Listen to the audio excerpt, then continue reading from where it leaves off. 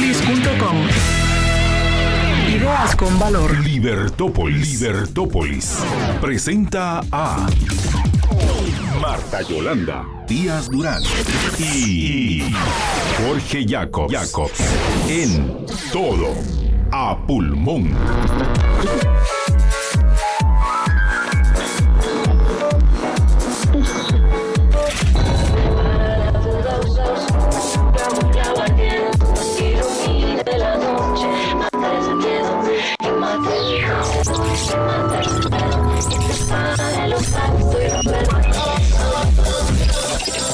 Give me freedom, give me fire, give me reason, take me higher.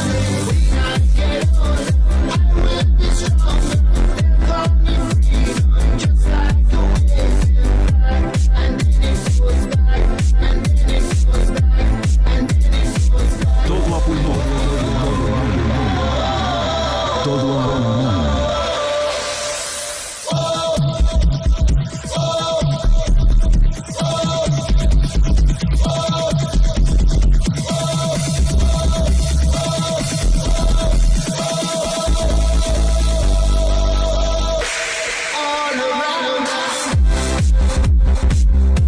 Buenas tardes, amigos, bienvenidos a su programa Todo a Pulmón. Los acompañan Jorge Jacobs y Marta Yolanda Díaz Durán y es para nosotros un gusto, amigos, estar en compañía de ustedes este miércoles 25 de abril del año 2018. Un miércoles que, como pues ya es costumbre en Guatemala, ha sido movido en lo que a noticias en nuestro país respecta, amigos. Tenemos desde las declaraciones de Jimmy Morales en una actividad de la cual pues les vamos a comentar brevemente, en unos minutos, una actividad laboral, un congreso laboral organizado por un grupo llamado Sector Privado, en el cual el presidente hizo un discurso llamando a la unidad para evitar la división. Vaya, interesante, amigos. Mucho hay que decir sobre este tema y probablemente mañana, no probablemente, mañana con toda seguridad lo vamos a abordar con más detenimiento en Todo a Pulmón, amigos, pero no queríamos dejar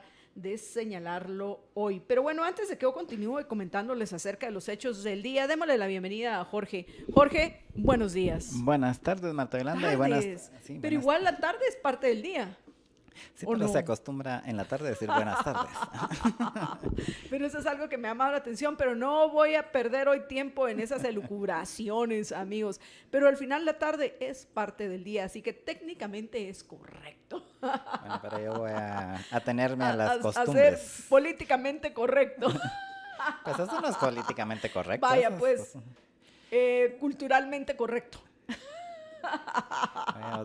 No, pero sí es cierto, George. Chapín. Se suele utilizar buenas tardes. Yo solo hice un pequeño comentario, George, para que pues nos relajemos ante tanta nota que tenemos que compartir hoy en un tiempo limitado con nuestros oyentes, amigos, porque nos vamos a tener que retirar, tanto Jorge como yo, alrededor de las 12:40 tenemos que asistir a una importante actividad en la cual pues se va a discutir acerca de la crisis de inversiones que hay en nuestro país, y como ustedes saben, eso es algo que para nosotros es importantísimo, amigos, porque si queremos progresar, si queremos desarrollar, si queremos que nosotros, ustedes y todos nuestros compatriotas, vaya, los habitantes de Guatemala, que son respetuosos, responsables y además de eso productivos, puedan tener éxito en nuestro país, para que muchos de nuestros compatriotas no tengan que tomar la decisión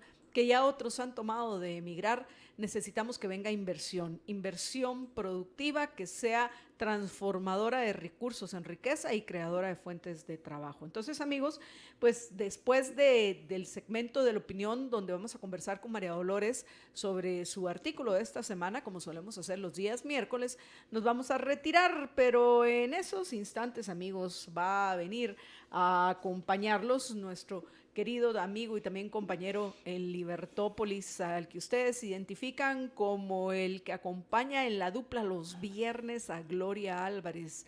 amigos, así es en Liber Viernes. José Fernando Orellana Huer, quien va a conversar con la licenciada María Isabel Salazar acerca de las reformas al sistema de servicio civil de Guatemala, por supuesto, después de tratar algunas notas también del día, amigos. Pero bueno, regresando otra vez a los temas que les mencionábamos, nosotros lo que queremos en este primer segmento con Jorge es comentar acerca de los que consideramos los hechos más importantes a resaltar, al menos en todo a pulmón del día.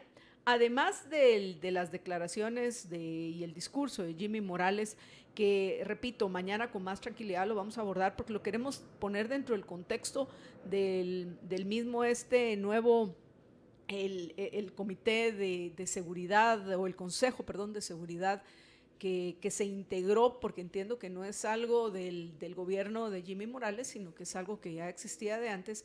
Queremos hablar acerca de este Consejo de Seguridad.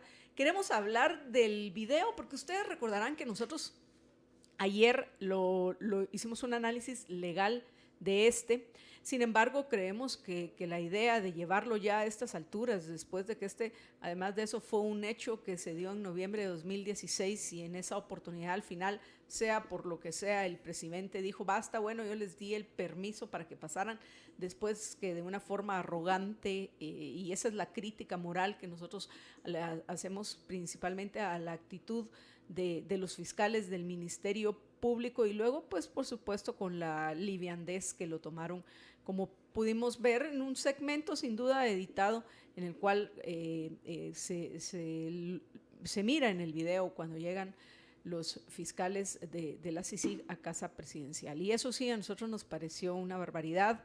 En un principio, definitivamente, como lo analizamos ayer con el licenciado Mario Fuentes de Starac, ustedes recordarán, definitivamente sí hubo un allanamiento ilícito, pero ya será de los tribunales el determinar si el hecho de que después haya salido el presidente declarando que él les dio permiso significa que pues bueno, sí lo hubo, pero luego no lo hubo porque el mismo presidente dio marcha atrás. En fin, eso ya no nos corresponde a nosotros decidirlo, sino ya serán los tribunales a cargo. Pero pretender que esto es un problema de seguridad nacional, sin duda nos parece una tremenda exageración que no contribuye absolutamente en nada, Jorge, precisamente a ese discurso de unidad que planteaba hoy el presidente Jimmy Morales. Pero, repito, con más detalle, amigos, lo vamos a comentar mañana en Todo Pulmón, así que estén atentísimos. Por cierto, que espero que ya estén apoyándonos a que podamos llegar a todos esos compatriotas nuestros indiferentes, que es importantísimo que se den cuenta que son necesarios, son muy necesarios ellos para que podamos hacer los cambios que necesitamos en nuestra Guatemala. Aquellos que queremos seguir viviendo en Guatemala, no nos estamos siguiendo. Este es nuestro terruño, o puede ser como el caso de otros que conocemos que no han nacido en Guatemala, pero la quieren tanto como que si en ella hubieran nacido. Entonces, si queremos acá progresar y ser felices, mejorar nuestra calidad de vida, amigos, pues sí que tenemos que trabajar, tenemos que involucrarnos, tenemos que esforzarnos. Así que muchísimas gracias a los, veamos, 13 liberhéroes que ya han compartido Todo a Pulmón. Aprovecho rápidamente a agradecerle a Salvador Orellana Pontaza, Marco Antonio Castellanos, Cristian Caale Hernández, a Otto David Castro, a Alicia Benocal, a Juan Carlos Leiva y a Ana María Villalobos Martínez. Muchísimas gracias por ser esos primeros liberhéroes notables que ya han compartido nuestra transmisión. Pero bueno, otra vez regresando también gracias a Shatsi Gutiérrez, saludos, gracias también por compartir Todo a Pulmón. Pero bueno, regresando otra vez, amigos, a los otros dos temas que queremos brevemente mencionar. Las declaraciones de Juan Carlos Monzón, que con más detalle igual mañana las vamos a tratar cuando ya haya terminado la actividad de hoy en lo que respecta a esta jornada. Esta jornada, amigos. Entonces, pero sí queremos mencionarlo y brevemente Jorge les comentará acerca de esta carta que él dice que le escribió a Otto Pérez Molina. Hasta romántico se está poniendo el caso, amigos. ¡Qué cosa! Solo que esta era carta de despecho, ¿no? Pero eso es parte del romanticismo, ¿no? O sea, aquí estoy yo en un rincón, en el rincón de una cantina porque me han abandonado y me han dejado perdido ¿en dónde fue? En Corea. En fin, amigos, bien que el despecho lo pagó caro Otto Pérez Molina. En fin, amigos, si el otro tema que queremos comentar con ustedes, por supuesto, tiene que ver con la audiencia que se está también todavía llevando a cabo porque no ha terminado, en la cual se presentaron a Andrés Botrán y Rodrigo Arenas, que ustedes recordarán, la semana pasada conversó en exclusiva con Jorge y conmigo en Todo a Pulmón acerca de la, en ese momento, citación por medio de una conferencia que les habían hecho porque no habían recibido todavía ninguna confirmación oficial, la cual, como yo les mencioné ayer, ya nos habían comentado que ya les había llegado y que definitivamente hoy se iban a presentar tal y como se los habían solicitado. En este caso, que se ha llamado el evento 2, perdón, los que como yo amamos el idioma español, sabemos que voy a decir alguna barbaridad,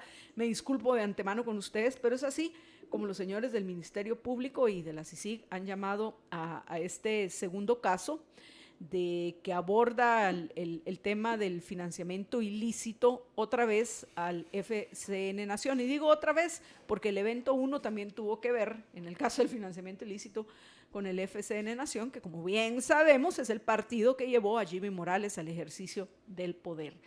Pues bueno, de esos dos temas vamos a hablar, pero antes de eso, ¿qué les parece si lo ponemos en contexto? Yo estoy en deuda con ustedes y digo particularmente con aquellos que les quiero agradecer que han compartido mi artículo de esta semana y han motivado a otros a que lo lean para que se aclaren las ideas y podamos tomar una mejor decisión. El artículo mío de esta semana trata precisamente del fin del financiamiento específicamente político, amigos, que se recuerdan que les había ofrecido, esto es yo cumpliendo mis promesas a los oyentes que como Jorge y como yo se quieren aclarar las ideas. Les había prometido que iba a poner en blanco y negro y lo iba a dejar publicado para que luego no digan cosas que yo no dije, amigos. Y como bien comienzo hasta el artículo citando a Jean-Jacques Rousseau, que ya lo he mencionado en varias ocasiones, ya se lo deben de saber de memoria algunos de los oyentes y me parece una maravilla, que Jean-Jacques Rousseau en el libro tercero del Contrato Social, en la introducción comienza con una frase: desconozco el arte de ser claro para quien no quiere prestar atención. Así que amigos, les pido que presten atención a lo que yo les voy a comentar, previo a que Jorge ya nos ponga al día en lo que ha sucedido en la audiencia del evento 2 del financiamiento ilícito a FCN Nación. ¿Y por qué insisto en estos temas, amigos? Porque, de nuevo, si queremos cambiar las condiciones en las cuales vivimos en Guatemala, que las queremos cambiar. Usted la quiere cambiar, yo la quiero cambiar. Ya no queremos más codecas, por ejemplo, que nos vayan a arruinar el día con sus violaciones flagrantes. Queremos saber que no tenemos que emigrar, que no tenemos que abandonar este país tan lindo para poder ser felices. Así que si queremos cambiar las condiciones en las cuales vivimos en Guatemala, para bien de todos los habitantes respetuosos, responsables y productivos, amigos, debe prevalecer la razón por encima de la emoción. Así que vamos adelante. Como ustedes recordarán, y hoy lo estamos viendo, la semana pasada, Telma Aldana e Iván Velázquez presentaron la segunda acusación por financiamiento ilícito que ya les mencioné en contra del presidente Jimmy Morales, también no solo del partido FCN Nación.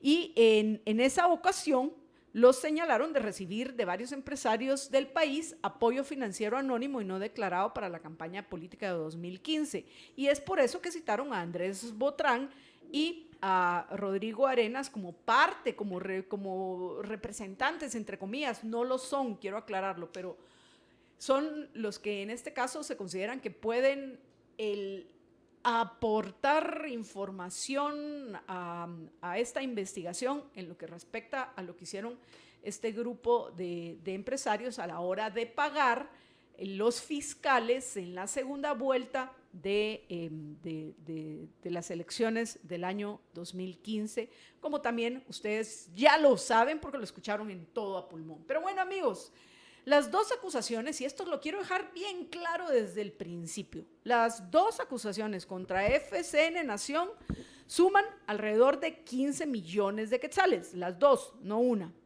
Segundo, si ambas o alguna de estas acusaciones se prueban ante los tribunales de justicia, Jimmy Morales debe disculparse por mentir en lo que respecta a cuánto apoyo monetario recibió en su campaña, porque aunque él no haya recibido ese dinero, fue un apoyo a su campaña. Debe reconocer sus errores y pagar las consecuencias de estos, incluidas las multas y las penas que, y quiero esto resaltarlo, las penas que correspondan. No lo que estos oportunistas criminales de Codeca piden y otros grupos que son parte de la lucha por el poder que hay en Guatemala, que tenemos que estar muy atentos, que no se aprovechen de nosotros, que no se aprovechen de nuestra indignación.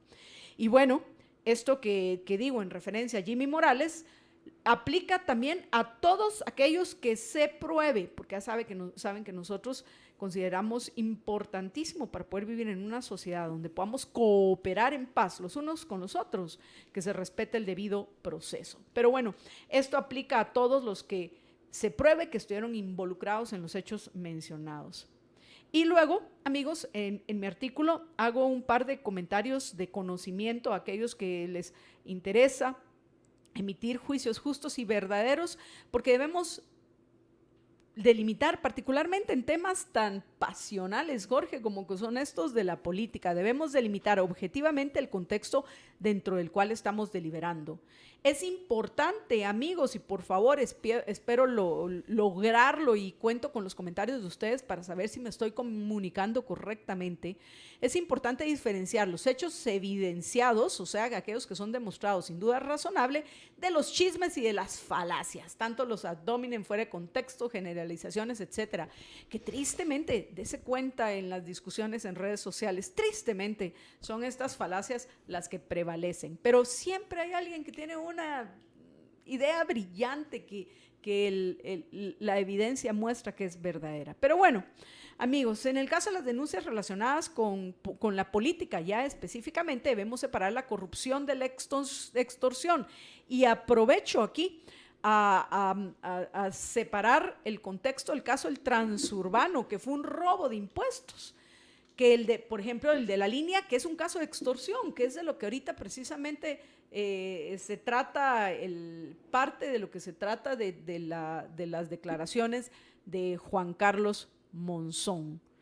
Y por cierto, qué oportunismo el de Fuentes Knight, que diciendo que porque a él no lo trataron como los empresarios, porque él está acusado de haber participado en el robo como mínimo de ¿cuántos millones, George? Como 400 millones de quetzales. Por un lado, y tal vez lo que habría que preguntar es ¿y por qué a los otros ministros no lo trataron como a él? Así es, si alguno ha sido privilegiado injustamente, sí, ha sido a Fuentes Knight. Pero bueno, en fin, amigos, debemos también diferenciar los dos anteriores que implican estar en el ejercicio del poder. Por ejemplo, de nuevo, Álvaro Colón, Fuentes Knight, Otto Pérez Molina, todos ellos estaban en el ejercicio del poder y abusaron de ese ejercicio del poder para violentar derechos individuales o apropiarse el dinero de los tributarios. O sea, las víctimas somos nosotros. Los tributarios en estos casos debemos separarlos del financiamiento a los políticos, el cual se hace en la mayoría de los casos, no siempre, porque hay algún financiamiento que viene, por ejemplo, del robo de la energía eléctrica, como en el caso de Codeca, que están formando su partido político con el dinero que hoy tienen producto del robo de energía eléctrica. Y como eso también ya lo hemos mencionado, eso debe ser más ilícito, más financiamiento ilícito, que eso no puede haber. Vamos a ver qué pasa más adelante cuando finalmente esta pandilla sea un partido político que, bueno, igual nosotros, Jorge, a la ley electoral, ¿cómo la llamamos? Legislación electorera. De pandillas politiqueras. Y de pandillas politiqueras, o sea que van a estar los de Codeca en su mera salsa. En fin, amigos, pero esto debemos separarlo de aquellos que sí efectivamente sacan de su bolsillo para financiar los políticos. Y luego debemos separar el financiamiento político legítimo, que es aquel para financiar ideas, y esto me recuerda a la pregunta que nos hizo Héctor, creo que era, que Luisfi le respondió muy bien, por cierto, en Facebook Live el lunes pasado. Debemos de separar el financiamiento político legítimo, que es para financiar ideas o para apoyar a aquellos que van a evitar que los peores de los peores lleguen al ejercicio del poder, del financiamiento espurio, que es para comprar favores y privilegios, porque como bien dijo el mismísimo Velázquez, no se enoje conmigo, digo, por si alguno se enoja, el problema no es el financiamiento privado, el problema es que este sea anónimo. Y quiero hacer también una aclaración, esta es una observación correcta dentro del sistema de incentivos perversos que prevalece. Si viviéramos en una verdadera república, dentro de un Estado de Derecho, la situación sería diferente. Uno debería ser libre de poder hacer con su dinero lo que quisiera y entregarlo de la forma en que se le antoje, pública o anónimamente. Pero en el caso actual, sí, Jorge, se presta a dudas, porque sabemos que también se ha dado este dinero para buscar privilegios, para buscar protecciones especiales para ciertos grupos de presión. Entonces, dentro del sistema estatista intervencionista, que es el que hay en Guatemala, sin duda esto es correcto. Tristemente, así es. El financiamiento se debe separar. ¿Por quién? Por cierto, por eso, para poder ir entendiendo toda esta situación, el financiamiento se debe separar por quién lo da, por qué lo da y el origen del dinero que se da. Si el apoyo financiero se otorga con el fin de obtener prebendas, algún contrato con el gobierno o continuar descaradamente cometiendo crímenes, como es el caso de los narcos y los mareros, este financiamiento debe ser evidenciado y castigado. Al fin, el financiamiento fraudulento a los políticos es solo una consecuencia más del sistema estatista e intervencionista que impera, amigos. Ojalá que más, así como ustedes lo entienden, como lo entiende Jorge, como lo entiendo yo, muchos más lo entendieran. Les dan ese dinero a los politiqueros porque saben que estos tendrán el poder para concederles sus deseos. Y para que este se acabe, se debe reformar radicalmente el sistema político entero. Sorry, por eso necesitamos que compartan todo a pulmón, amigos, y inviten a otros a que nos escuchen. Comenzando por la legislación electoral y de partidos políticos que ya mencionamos, para que llegue a ser verdaderamente esto, una legislación de partidos políticos y no de pandillas politiqueras. Eso sí, amigos, y antes de terminar, el último párrafo de mi artículo, hago una advertencia importantísima de la cual debemos estar atentos. No podemos permitir, atento, que con la excusa del financiamiento ilícito, entre comillas, o lo peor, las asimetrías políticas, por favor, qué barbaridad de falacia, la quiero tratar exclusivamente más adelante, pues bueno, nos obliguen a los tributarios a financiar a los políticos, o sea, que usted termine financiando a alguien que tiene un pensamiento político, una ideología, si la quiere ver de esa manera, totalmente contraria a la suya. Imagínense eso. El respeto a los derechos individuales de todos incluye el derecho de cada quien a hacer con su dinero lo que se le antoje, incluido el financiar a un político o a las ideas que un partido declare sostener sin obligarlo a financiar a otros con quienes no comparte valores. Y amigos, este es pues mi artículo que yo estaba en deuda con ustedes de compartir, que si usted, valga la redundancia, comparte conmigo lo dicho, por favor, compártalo para que muchos más lo puedan también leer y ojalá compartir. George, ¿qué ha pasado en esta audiencia del evento 2 del financiamiento ilícito? Bueno, Adelante. la audiencia empezó hoy en la mañana están compareciendo Rodrigo Arenas y Andrés Botrán, que fueron dos de los citados. Al tercero pues no se presentó, como ya era de esperarse, Edgar Ovalle, que está prófugo por otro caso.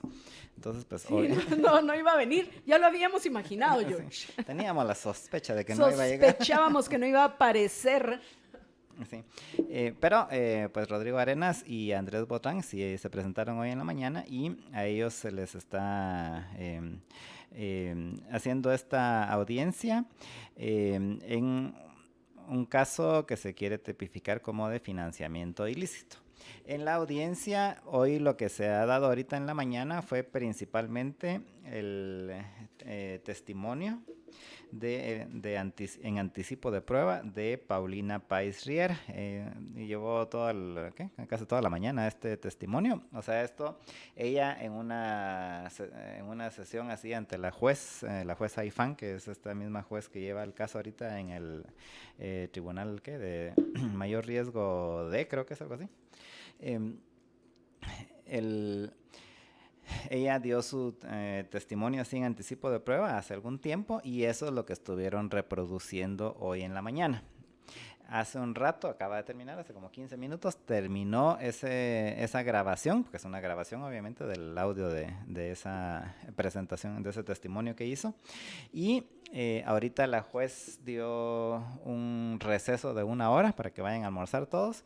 Y a continuación, cuando regresen, que será a la 1:30 por ahí, 1:15, 1:30, van a arrancar con la reproducción del audio también de testimonio en anticipo de prueba, solo que ahora de Olga Méndez de Figueroa. Olga Méndez de Figueroa, entiendo que era la gerente de la empresa Nova Servicios, que es en donde Paulina Páez era una de las socias y que fue la empresa, según estuve escuchando en el testimonio que pasaron hoy, que lo que testificó Paulina es de que utilizaron esta empresa básicamente para pagarle a las personas que iban que funcionaron como fiscales de mesa en representación del partido FCN en la primera vuelta y en la segunda vuelta, y mencionó que en la primera vuelta fueron más o menos 4 millones de quetzales los que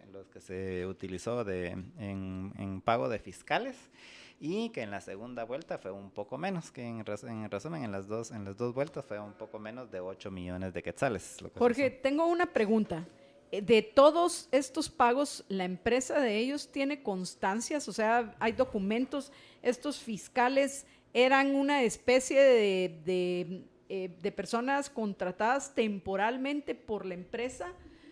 ¿Eso es aceptado o tuvieron que haber salido los documentos a nombre del partido? Porque, de nuevo, cuando se dice que se hizo de forma anónima, me pregunto qué tan anónimo. Porque si hay una empresa que se hizo responsable del pago y esa empresa puede documentar que hizo esos pagos, tal vez la pregunta es si la ley, que yo no lo sé, yo pregunto, y lo vamos para mañana, vamos a tener respuesta, amigos, porque como nos estamos dando cuenta, esto va para largo. Pero la pregunta que yo me haría es, ¿puede hacerse de esta manera o solamente los partidos políticos pueden ellos directamente subcontratar a la gente que va a apoyarlos fiscalizando lo que sucede en las mesas de votación? Pues yo creería, obviamente no soy abogado y pues eso le deja a los abogados, pero voy a adelantar mi opinión al respecto y creería que sí se podría hacer, y lo que sí es que tendría que registrarse en el Tribunal Supremo Electoral. El partido tendría que haberlo registrado en el Tribunal Supremo Electoral. Como algo así como aportes por cuenta ajena o algo así. Como un aporte, o sea, un aporte y que se aplica a los aportes y al techo máximo de que pueden gastar en campaña. O sea, yo creería que sí se puede hacerlo de contratar por otro lado, pero reportarlo y decir, mire, porque ellos sí, o sea, recibieron las donaciones, se paga con facturas y luego contrataron a todo. Bueno, le pagaron, según explicó ella, le pagaron a todas estas personas su día de trabajo, porque básicamente era un día de trabajo, ¿verdad? Y que sí tienen toda la documentación al respecto. Y ahí mencionó cómo fue que se hizo el proceso. Lo que no se hizo fue registrar en la contabilidad del partido eso como una donación. Eso es la parte que no se hizo.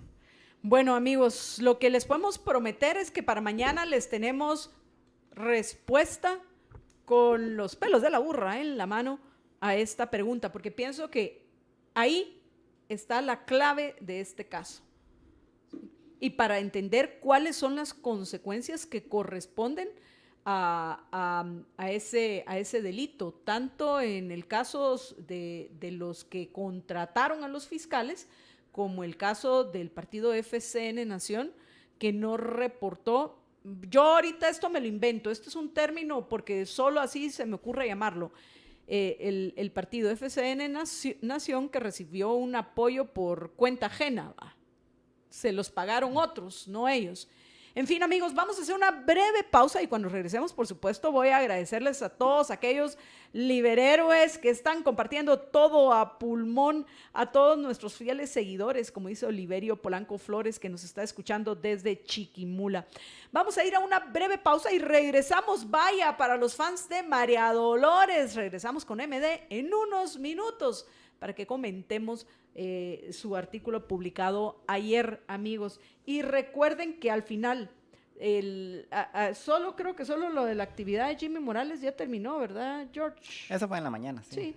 De ahí, ahorita andan otras. las otras 2 notas están en desarrollo. ¿Qué tal? Nos ponemos técnicos. Las otras son 2 notas en desarrollo, amigos. Así que mañana, con más tranquilidad en todo pulmón, pues ya las vamos a poder comentar con ustedes y ponerlas en contexto, como nos gusta, para que realmente entendamos qué es lo que está sucediendo y no terminemos siendo nosotros ¿cómo se llama? Terminemos siendo tontos útiles, como decía Stalin, de cualquiera de los grupos de presión que están peleándose por el poder. Vamos a la pausa y ya regresamos.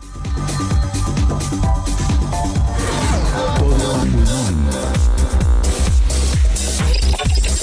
Give me freedom, give me fire, give me reason, take me higher. Todo a pulmón. Quiero vivir en una sociedad de personas responsables y libres. y que busquen su propia felicidad. su propia felicidad. Libertópolis. Aburridos y preocupados de que los niños y adultos de su casa se enfermen constantemente de gripe, catarros y otras enfermedades por no tener sus defensas altas para resistir a los virus. Blend líquida de Equinacia, vitamina C, zinc y aloe vera de Ela sube sus defensas para tener una mejor calidad de vida. Llame al teléfono 4563-9327. 4563-9327. Blend líquida de Equinacia, vitamina C, zinc y aloe vera de Ela también lo encuentra en GNC. 9 meses que estamos sin empleo. Que los magistrados nos dejen trabajar. A mí la mina me ayudaba bastante con el seguro. Yo tengo a mi esposo enfermo y solo yo soy la que trabaja. Entonces queremos que por favor se ponga la mano en la conciencia. Queremos trabajar. Solo yo no puedo salir de adelante. Señores de la Corte de Constitucionalidad, ¿qué le responde a Amparo, sus 3 pequeños y su esposo enfermo? Magistrados, resuelvan ya. Acemis. En mayo, prepara tus tenis y ven con tu familia a conocer la nueva Pista Mondo en la carrera Cementos Progreso. Inscríbete, disfruta de esta primera edición y corre por una causa. Los fondos recaudados serán a beneficio del Centro del Adulto Mayor San Jerónimo Emiliani de la Zona 6. Recuerda, 6 de mayo, 8 de la mañana, Estadio Cementos Progreso. Inscríbete en sportsandmarketing.com o en las agencias del BAM y Banco Industrial. El consumo de este producto causa serios daños a la salud. Yo lo que quiero es tomar cerveza Gallo todo el verano para gozar. Me dice tómame, completa tómame, mi cerveza Gallo este verano yo te quiero conmigo. Me dice tómame. Compartamos los mejores momentos del verano. Gallo, la mejor cerveza. El consumo de este producto causa serios daños a la salud. Ahora puedes ver todos los programas de Libertópolis por Facebook Live. Facebook.com/Libertópolis. Transmisiones de Libertópolis por Facebook Live en directo. Disfruta de nuestros programas y dale compartir.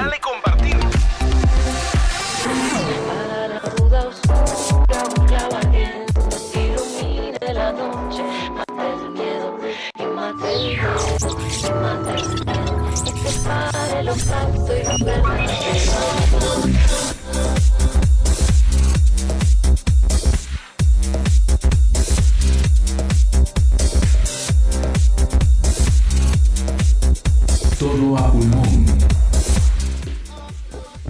bueno, voy a comenzar enviándoles saludos a Eli Bank de Orellana, que si acaso nos está viendo en Facebook Live, ya se debe de haber alegrado, porque ya se dio cuenta quién está ahora a mi lado, ni más ni menos que José Fernando Orellana Huer, que me va a acompañar en este segmento donde vamos a conversar con María Dolores Arias sobre su artículo sobre Nicaragua, por cierto, que salió publicado ayer, porque recuerden que en unos minutos nos retiramos María Dolores y yo, y se queda a cargo de todo a pulmón José Fernando, que va a compartir con la licenciada Salazar, como les comentaba yo en el primer segmento. Muchísimas gracias a todos los que han compartido, gracias a, ya había mencionado creo que a Juan Carlos Leiva, pero también gracias a David García Gamboa, Heidi Bran, veamos, Mari Carmen de Montenegro, ¿quién es más? David García Gamboa, ya lo mencioné, Juan Godínez, en fin, que puedo ver que dejan, que han compartido, al igual que José Calderón, Armando Maldonado, Freud Cackler, Raquel Pellecer, Luis Roldán, otra que debe estar muy contenta de quién me acompaña, Analú Orellana, Eduardo Colop, Paulo González Cardona, en fin, qué maravilla, también Ileanita Estelas. Así, amigos, ojalá que hoy también superemos los 100. Pero bueno, José Fernando, María Dolores, buenas tardes. Buenas tardes. Buenas tardes, Marta Gana y María Dolores. Bueno, MD, vamos de una vez con tu artículo, La dictadura en Nicaragua. ¿De qué trata? Del paraíso de Nicaragua. ¿Tenés alguna idea de qué trata, José Fernando? Ni idea. ¿De qué? A ver, contanos, MD. Le iba a llamar la monarquía, pero mejor decidí ponerle dictadura. Revela tu rollo como se revela ahora en el siglo XXI. Básicamente está enfocado en lo que sucedió la semana pasada y el fin de semana, y bueno, ha estado todavía en transcurso esta situación en Nicaragua, pero más que nada es poner atención a lo que hay de fondo en esta situación, porque no es algo que se sucedió por un aviso, por los anuncios que hizo Ortega respecto a las reformas al sistema de seguridad social en Nicaragua, sino es una consecuencia de muchas cosas que han venido sucediendo y que ahora esto fue como esa gota que derrama el vaso. Y que era precisamente lo que antier conversamos con hasta Nicaragua con Félix Madariaga. Efectivamente, igual el lunes en la tarde yo hice un programa acerca de esta situación con Irving Cordero, con quien hablamos, él también allá en Managua nos contaba la situación en Nicaragua, y más que nada es poner atención porque no es tan lejano. Podríamos decir es que los venezolanos son venezolanos y la cultura allá es diferente, pero aquí pues estamos muy cerca, son nuestros vecinos, es Centroamérica, y se está dando, y si uno analiza lo que se está dando, no es coincidencia. Yo hago en mi artículo algunas análisis o pongo algunos ejemplos de cómo Ortega, como un buen discípulo de Chávez, pues primero modificó la Constitución.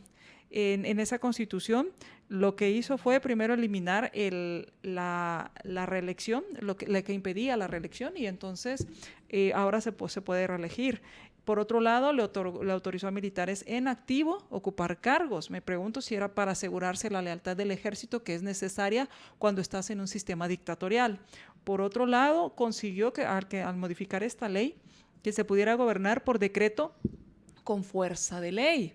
Y esto es muy parecido a la ley habilitante en Venezuela, en el cual pues el Congreso pues se sirve de figura de adorno, muy cara por cierto, pero de figura de adorno, cuando tú le otorgas al presidente del país una potestad para gobernar por decreto.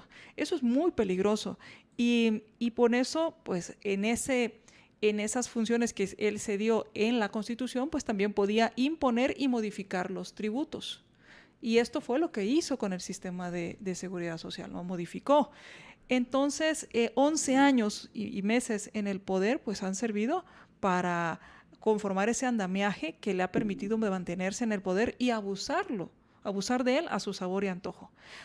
Este modelo socialista de Ortega, que es una copia del de Chávez, ha consistido en minar las instituciones, y esto es muy importante, que dan contrapeso, que sirven de peso y contrapeso, modifican la Constitución para perpetuarse en el poder, concentran el poder en una organización o en una institución, como es en este caso la presidencia, pero igual podría ser una concentración de poder en una corte o podría ser en el legislativo. O sea, al final hay que tener cuidado con las concentraciones de poder.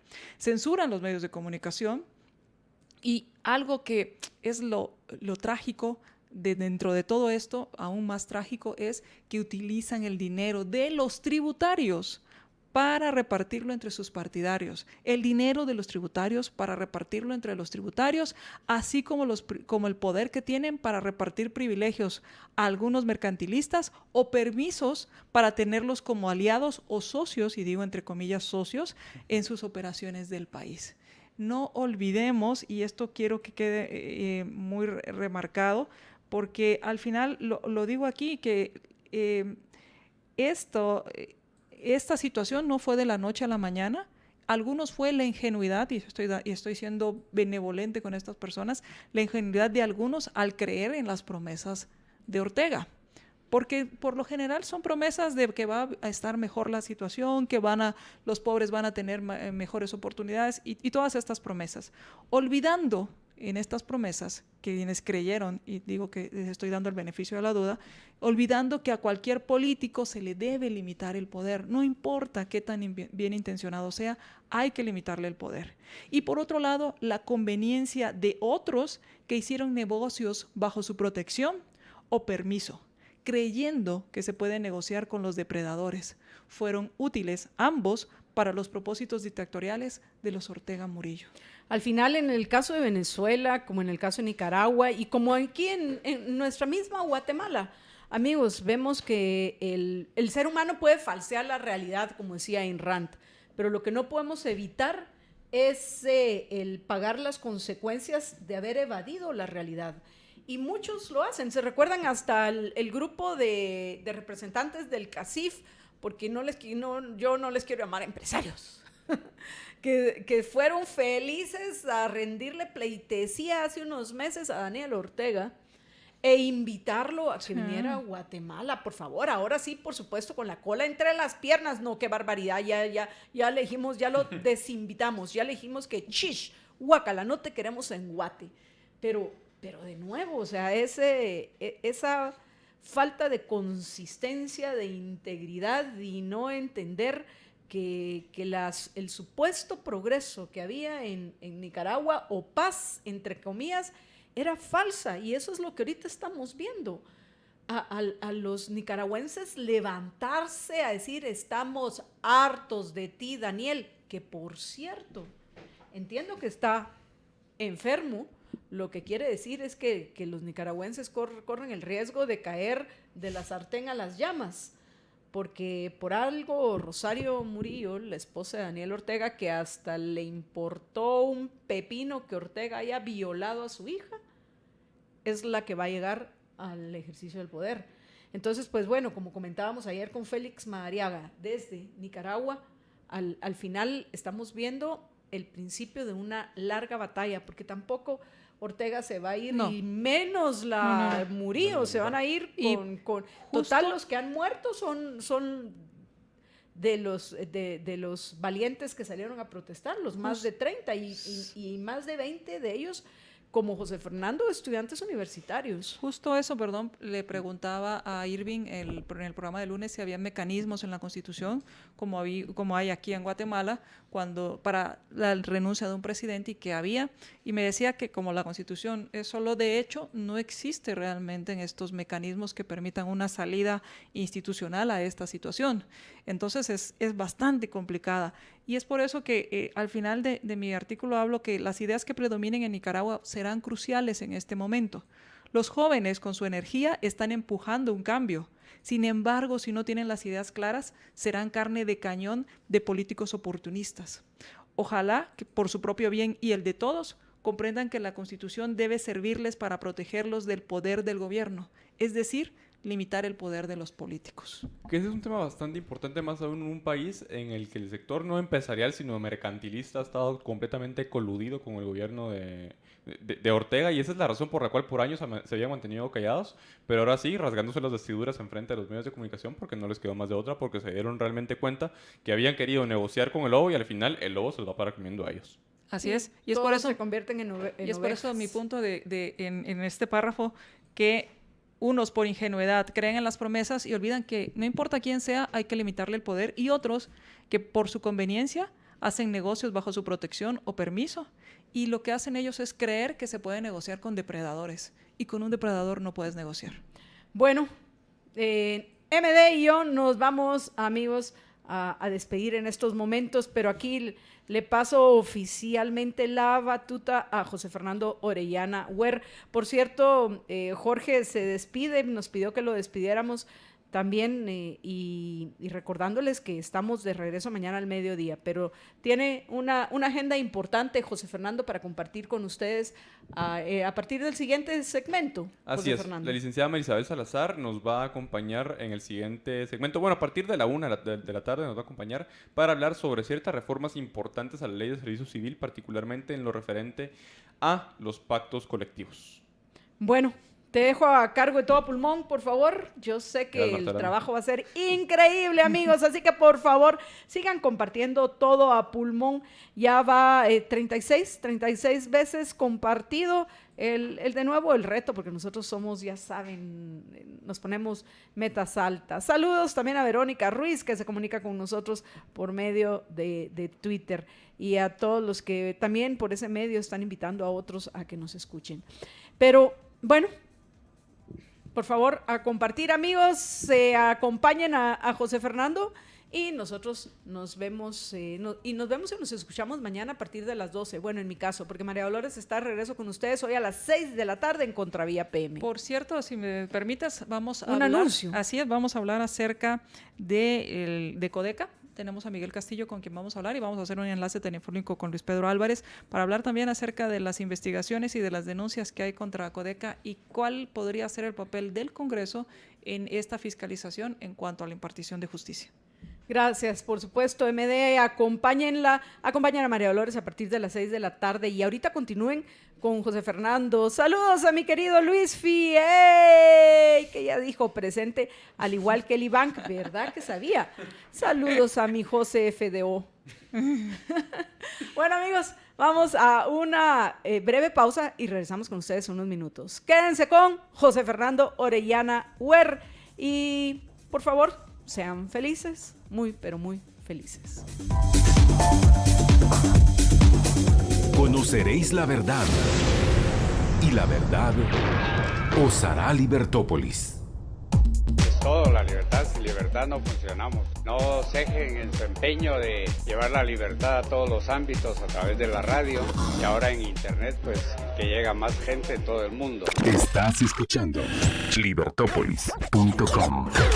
Como colaboradores de Minera San Rafael, hemos venido delante de los magistrados de la Corte de Constitucionalidad a hacerles el llamado de que hagan una pronta resolución a lo que es el caso Minera San Rafael. De esto nosotros dependemos para darle un buen futuro a nuestras familias. Nuestros hijos nos exigen educación, nuestros hijos nos exigen cada día un mejor futuro. Señores magistrados, ¿qué le responden a Henry Ruiz y a sus 3 hijos? Magistrados, resuelvan ya. Hacemos. Disfruta tu menú campero, martes y jueves a 31 quetzales. Esto es Sabor Campero. El consumo de este producto causa serios daños a la salud. Somos los que viven con ganas, sin miedo, frescos, descomplicados. Somos Gallo 502, viviendo el presente con ganas de hacer la diferencia. Intensos, así, decididos. Vamos por lo que queremos. Somos Cerveza Gallo 502. Probar lo que nadie ha probado. Hacer lo que nadie ha hecho. Decir lo que nadie ha dicho. Nueva cerveza Gallo 502. Experiencia de sabor. El consumo de este producto causa serios daños a la salud. Todo a pulmón los saluda Marta Yolanda Díaz Durán y Jorge Chacos. Estamos conversando. Estás escuchando Todo a Pulmón. Y a las 18 horas, acompáñanos en Contravía por la tarde. Contravía por la tarde.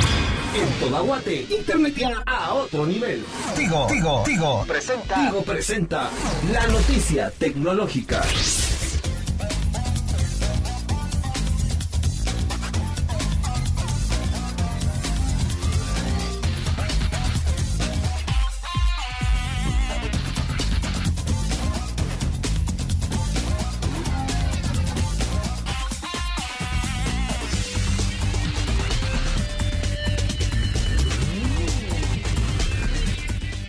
Son las 12 de la tarde con 51 minutos. Para mí, José Fernando Orellana Güera, es un gusto poderlos acompañar el día de hoy en Todo a Pulmón.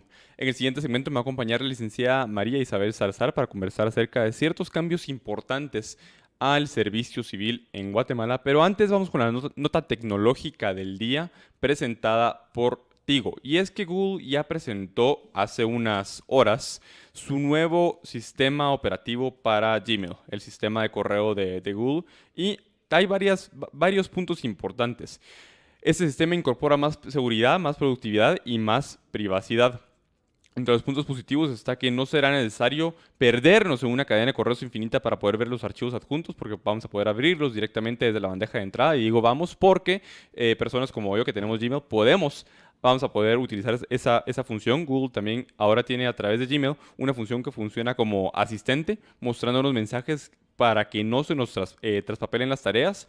Particularmente, por ejemplo, como diciendo, has recibido su correo hace 3 días, respondemos. Así como funciona Siri, por ejemplo, en los iPhones, para incentivar a las personas para que respondan correos que posiblemente no hayan visto.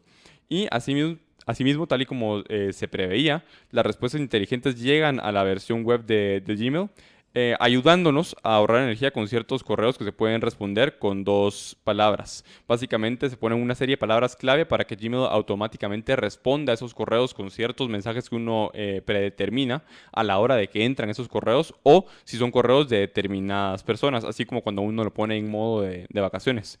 También en la aplicación para teléfonos han integrado un sistema para dar prioridad a ciertas notificaciones para que así nunca nos perdamos los correos importantes, y también ha hecho varios cambios para mejorar la seguridad. Ahora, cada vez que recibamos un correo potencialmente peligroso, spam o demás, se van a recibir alertas. Y para activar el nuevo Gmail, que ya fue lanzado hoy a todo el mundo, se debe ir uno a la sección de ajustes, que es donde está la tuerquita del lado derecho. Y ahí, una vez ya en la tuerquita, seleccionar probar el nuevo Gmail. Y si les gusta cómo está, pues ya se quedan con el nuevo Gmail. Y si no, hay una opción para regresar al Gmail anterior. Esa fue la nota de tecnología presentada por Tigo.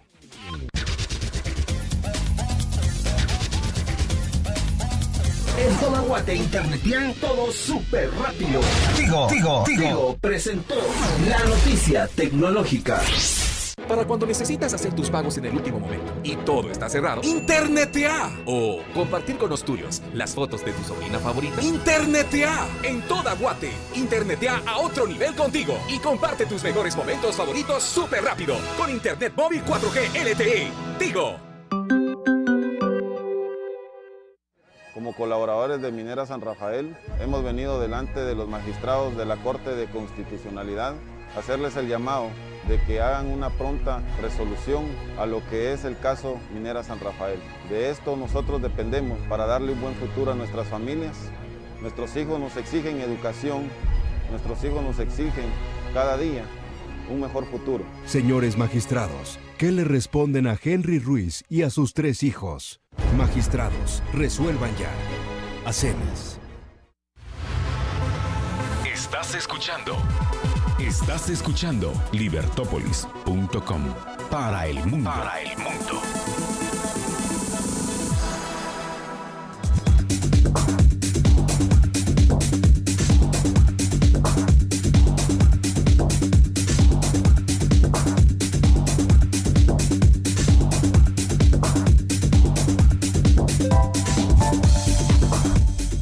Estamos de regreso en Todo a Pulmón y ya me acompaña la licenciada María Isabel Salazar. Licenciada, bienvenida a Todo a Pulmón. Muchas gracias por la invitación, a la orden. Con la licenciada vamos a hablar sobre varios temas, particularmente porque, bueno, la licenciada es catedrática en la Universidad Francisco Marroquín, donde yo recibo clases en Facultad de Derecho, en la clase de Derecho Laboral, junto al licenciado Luis Fernández Molina, que ya lo hemos tenido aquí en cabina también. Y hubo una clase particularmente que la licenciada nos dio por la que me interesó invitarla a todo pulmón, a Libertópolis, y es sobre el tema del servicio civil en Guatemala, porque es un hecho que en esta cabina y en otros medios de comunicación nos hemos quejado acerca de cómo el Estado guatemalteco crece más y más y más y más, cómo los gastos del gobierno no son en inversión pública, sino cada vez se destina más dinero a funcionamiento, particularmente no solo porque van creando más entidades, particularmente ahorita hay una iniciativa de ley que ya está comentando en el segmento anterior, la Ley General de Infraestructura, que crea una nueva superintendencia, y sí es cierto que hay ciertas cuestiones técnicas que se deben mejorar, pero yo soy bastante escéptico con la creación de cada vez más dependencias, porque si no vamos a parar con un Ministerio de Comunicaciones y una Superintendencia de Comunicaciones, con un Ministerio de Educación y con una Superintendencia de Educación, y así con todas las cosas. En vez de eso, creo yo que deberíamos dotar de más herramientas y tecnificar más a las instituciones ya existentes, pero ese no es el tema de hoy. El tema de hoy está la otra parte, y es la parte acerca del gasto que, pues, al final todos los guatemaltecos pagamos con nuestros impuestos en materia de servicio civil, de los empleados y los funcionarios públicos. Y qué mejor que tener a la licenciada Isabel Salazar aquí con nosotros para hablar sobre el tema, ella siendo experta y analista independiente sobre este tema. Licenciada, en términos generales, desde hace años, o sea, yo he tenido que estar analizando y viendo ciertos documentos desde el año 2001 que han habido intentos de reformar la ley de servicio civil, ha habido grupos que han promovido esas reformas, grupos que se han opuesto, y ha sido una cuestión bastante compleja, y si bien hace unos años empezamos a ver ciertos resultados, ese ha sido un camino difícil. Actualmente, ¿cuál es el estado del servicio civil en Guatemala, pero particularmente, cuál es la necesidad de hacer estas reformas? Pues muchas gracias. En general, hablar de la situación económica del país, pues es muy complejo, ¿verdad? En esta materia. Sin embargo, yo hago un análisis en general y comparo el Estado al final con una empresa. Entiendo que no es la misma naturaleza, pero al final si mis gastos se incrementan y se incrementan y se incrementan, y si el rubro de gastos que se incrementa pues está en los gastos operativos, lo que tengo que hacer es eficientar ese gasto operativo.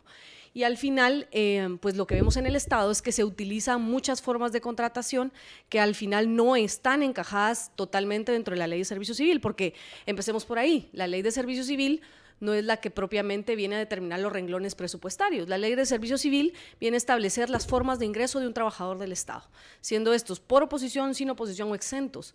No nos viene a hablar de un renglón 029 en donde yo puedo contratar a alguien que es o no es mi conocido y contratarlo por un año y renovarle el contrato. O sea, no habla de eso. La Ley de Servicio Civil nos establece las formas de ingreso de estos trabajadores, y al final lo que tenemos que hacer es utilizar esa herramienta y eficientarla. No crear más modelos presupuestarios para poder incluir más trabajadores, sino hacer más eficientes los que ya están y regularizar a los que ya están en una relación laboral como tal, pagando sus prestaciones de ley y pues desarrollándose como tal, como un trabajador del Estado. El gran problema que yo veo es que al final mal utilizan la ley, de manera que incrementan muchísimo el pago de salarios caídos al Estado, y esa es la realidad que al final sí nos repercute y repercute en la economía de nuestro país, porque si se despide a un trabajador de manera injustificada por desconocimiento de la ley, eso repercute en el pago de salarios caídos, y el pago de salarios caídos devolverse un rubro que podría haberse prevenido, ahora pues venimos a pagar el doble o el triple. Entonces, para mí el tema esencial está en saber utilizar las herramientas que ya existen. Ese sería el primer paso. Cualquier ministro, cualquier funcionario, lo que primero tiene que hacer es tener un buen grupo de asesores y tener un pleno conocimiento de la ley y saber cómo sí utilizarla y cómo no para evitar este tipo de cosas, ¿verdad? En términos generales, yo creo que ya lo esbocé al principio y usted lo terminó de esbozar ahorita, pero la ley de servicio civil, para que los radioescuchas que desconocen el tema entiendan mejor, ¿qué es lo que regula y a quiénes afecta? Ok, la Ley de Servicio Civil, pues también vemos que es un cuerpo normativo que no ha sufrido mucho cambio, ¿verdad? Porque, pues obviamente es complicado, el tema laboral es complicado, pero con la estructura que actualmente tenemos, regula directamente a los trabajadores del Estado. ¿A quién llamamos trabajador del Estado? El que regule todos los requisitos en relación de dependencia. Y para eso pues voy a hacer un análisis a lo que establece el Código de Trabajo, ¿verdad? El Código de Trabajo en el artículo 18 establece qué es una relación laboral y los elementos de la relación de trabajo. Es alguien que tiene una dependencia continua, ¿sí? Que tiene un vínculo económico-jurídico, que tiene una dirección inmediata, que tiene una retribución constante. Si estos elementos los va a tener la persona que se sienta y que le llamamos asesor, pues al final va a tener los elementos de una relación de trabajo y eso se va a dilucidar en tribunales y tribunales va a decir esta relación es laboral. Entonces, para puntualizar la pregunta que me hacía rige a los trabajadores del Estado y la forma de ingreso de estos al Estado como tal, así como también el sistema de protección de los derechos irrenunciables laborales y un régimen especial a los trabajadores del Estado porque no les aplica, dijéramos directamente el Código de Trabajo por ser un régimen especial, necesita ciertas formalidades o ciertas regularizaciones que no se encuentran directamente en el Código de Trabajo y por eso se crea esta ley especial que le dice a un trabajador del Estado, ok, usted sí puede ser despedido, ojo, pero por estas causales, que no son precisamente las mismas causales que un trabajador de la iniciativa privada, ¿verdad? Hay algunas similares y hay aspectos pues, muy puntuales, como por ejemplo, usted podrá observar que en el sector público la negociación colectiva es mucho más fuerte que en el sector privado. Entonces hay regulaciones específicos para este tipo de regímenes y pues básicamente va a regir a todo aquel que reúne una calidad de trabajador y que su patrono es el Estado que funciona a través del sistema de gobierno, ¿verdad? Antes de meter los aspectos más técnicos, quisiera que nos aclarara algo, porque hay un tema que usualmente cuando se discute en medios de comunicación, se discute en reuniones y en general, se confunde, y es el tema de los renglones presupuestarios. Y se habla acerca de los renglones presupuestarios como si fuera una modalidad de contrato. Correcto. Entonces, realmente estos renglones, ¿qué es lo que especifican y realmente cómo nos deberíamos de referir a las modalidades de contratación del Estado? Que aparentemente cuando se habla de las modalidades de contratación, como decía, se utiliza la ley general del presupuesto y dentro de eso a veces incluso empiezan a incrementar esa cantidad de renglones y de cierta forma se termina modificando, o sea, se modifica de facto y no de derecho el sistema de servicio civil, sin modificar la ley de servicio civil. No sé si me explico Sí, con la claro. pregunta. Claro, la verdad que es una pregunta muy común, ¿verdad? Y esto pasa porque, pongamos un caso puntual, me imagino que usted o cualquiera de los radioescuchas han oído de que algún familiar o un amigo ha tenido un renglón 029, ¿verdad? Dentro del Estado y dice, mire, él es asesor del Estado y está en 029. El renglón presupuestario 029 no es más que esa herramienta o ese mecanismo por medio del cual el Ministerio de Finanzas va a hacer el pago respectivo, ¿sí? No estamos hablando de qué condiciones laborales tiene un 029. Por supuesto que hay un manual que especifica, por ejemplo, en el caso de los renglones que les llamamos 022, establece que estos trabajadores van a tener un contrato temporal, ¿sí? Que va a ser por un año, sería su naturaleza. Y le pongo un caso puntual. Imagínese que en algún ministerio se desarrolla algún proyecto. Por ejemplo, USAID decide auspiciar algún proyecto directamente de algún ministerio y dice, bueno, mire, este proyecto va a durar 10 meses, ¿sí? Entonces necesito contratar a trabajadores para el desarrollo de ese proyecto y que va a ser puntualmente por esos 10 meses o por el año, ¿sí? ¿Esto qué implica? Que es un contrato a plazo fijo, entonces yo ya sé que al final la causal de la indemnización no se configura porque es un contrato a plazo fijo. Sin embargo, eso no exime la forma en la que ese trabajador ingresa al Estado. ¿Y cómo ingresa al Estado? Al amparo de la ley de servicio civil. Eso significa que ese trabajador que va a tener un renglón presupuestario 022 para efectos de pago, es decir, le van a pagar su aguinaldo, su bono 14, sus bonos respectivos, su salario, pero no la indemnización porque no se configura la naturaleza para el pago de la indemnización por ser a plazo fijo, legal y documentado, quiere decir que esa es la forma en la que le va a pagar el Estado. Pero la forma en la que él ingresa al Estado y la calidad de trabajador del Estado se la da la ley de servicio civil. Y, por ejemplo, para este tipo de trabajos, obviamente, pues sería recomendable que fuera un trabajador por oposición. ¿Eso qué significa?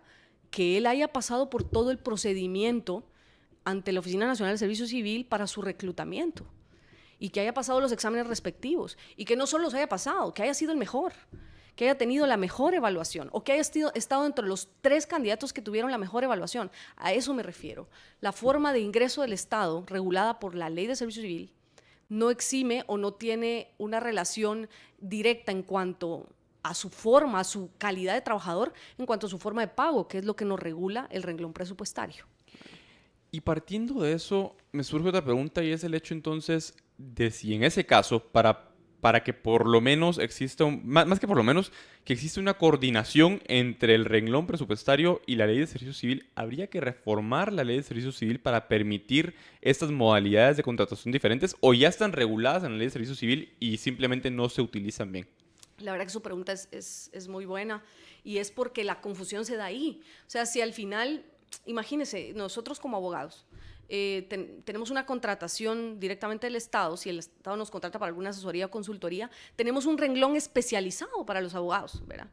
Que le llaman el renglón o del régimen 18, porque es el 187. Imagínense cuántos renglones presupuestarios hay ahí, ¿verdad? Y le estoy hablando de uno puntual. Esa es la forma en la que se va a documentar el efecto de pago para efectos del Ministerio de Finanzas. Pero el hecho de que yo, como abogada, voy a prestar esa consultoría no significa que voy a ser un empleado del Estado. No voy a ser un trabajador del Estado. ¿Por qué? Porque no entré bajo el régimen de la Ley de Servicio Civil. No entré ni por oposición, ni sin oposición, ni soy exenta, sino simplemente fue una consultoría que se contrató, obviamente bajo las ciertas directrices de esa consultoría y al amparo de la ley, pero no precisamente me hace un trabajador del Estado. ¿Por qué? Porque yo no tengo dependencia continua. Yo no tengo solo ese trabajo, tengo mi oficina, doy clases en las universidades y entonces no voy a depender de ese trabajo, no tengo ese elemento, no tengo la dirección inmediata, es decir, a mí no me dicen cómo hacer mi trabajo, sino que yo como consultora externa, especializada como abogada, le voy a emitir una opinión legal de si es viable algo o no. Y entonces el ministro no me va a decir, mire, usted ponga esto, no, porque es un renglón presupuestario para efectos de pago, eso no implica mi relación contractual con el Estado, porque no soy trabajadora del Estado, soy una consultora. Entonces, el tema puntual es ese, ¿verdad? El hecho de que se crean 300, 500 o 1000 renglones presupuestarios no tendría que reñir con la ley de servicio civil si se aplicara como debe ser. Ahora, usted podrá ver puntualmente que hay temas muy complicados y veamos uno de los temas más delicados del país, el Ministerio de Salud. Mire cuántos trabajadores hay sin pertenecer a un renglón presupuestario, que estamos hablando de renglones presupuestarios para efectos de pago. Pero mire cuántos trabajadores hay que sí reúnen esos requisitos, pero que no los tienen formalmente como tales. Entonces, ahí es donde viene la implicación legal, porque un juez va a analizar que reúne los elementos. Y no importa que usted le haya dado el renglón que le haya dado para efectos de pago. Si reúne, exactamente, ese es el tema puntual. Y ahí la consecuencia pues, más inmediata, como vemos, es pues reinstalaciones, pagos de salarios caídos, y eso al final afecta pues el erario público, ¿verdad? Ahí veo yo otro problema del que quería partir, y es el tema acerca de los mecanismos de oposición, particularmente en lo relativo a todos los temas de asesorías y demás que se dan no solo en el Congreso, que ahí veíamos, hace unos meses veíamos diputados con hasta 19 asesores, y era toda esa situación del caso de las plazas fantasma que sigue abierto en contra de varios diputados y exdiputados, que al final lo que hacían es meter varios asesores a trabajar, a disque trabajar, y básicamente para el asesor era un pago de 20,000 quetzales, de los cuales 10,000 eran para el diputado y 10,000 eran para el asesor. Ese tipo de situaciones no se dan solo en el Congreso de la República, que el Congreso ya hizo una reforma específica a su ley de servicio civil del organismo legislativo, sino también se dan a nivel del organismo ejecutivo, a nivel incluso del organismo judicial. ¿Esos problemas por qué se generan, licenciada? ¿Que existe un vacío legal que permite y les ha permitido a esas personas, pues al final, utilizar estos incentivos perversos para llevar a la práctica estas malas prácticas? ¿O realmente sí hay una regulación específica y lo que pasa es que no se está aplicando? Pues realmente la respuesta al final puedo considerarle que va a ser subjetiva y le voy a dar mi criterio. Yo considero que la ley está bien hecha, o sea, es como si usted me preguntara, la Constitución Política de la República de Guatemala es de las mejores de Latinoamérica. Está bien hecha, está bien desarrollada. El tema es cómo se aplica y quién lo aplica. Yo creo que el tema puntual ciña ahí, y se lo digo como madre de familia, porque al final la ausencia de valores es la que lleva a estos temas, porque yo puedo tener un cuerpo normativo perfecto, pero al final, si le encuentran la salida, pues siempre va a existir este tipo de incentivos perversos. Yo siento que la ley no tiene una laguna como tal en donde permita esto.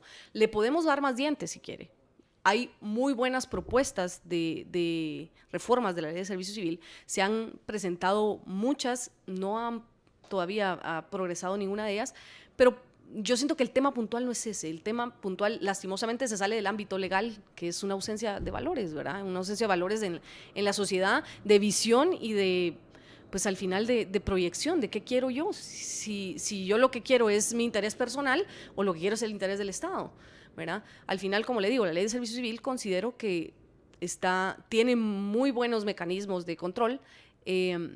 Tal vez no se esperaba en el momento en el que se hizo que creciera tanto, ¿verdad? El Estado, tanto el recurso humano del Estado, es muy amplio a como fue pues percibido en ese momento en el gobierno de Méndez Montenegro, ¿verdad? La ley que actualmente nos rige, pero yo siento que el tema puntual no está en lagunas legales, ¿verdad? Al final, como buenos abogados bien sabe que la ley la tenemos que integrar y siempre se encuentra cómo resolver el caso integrando el derecho.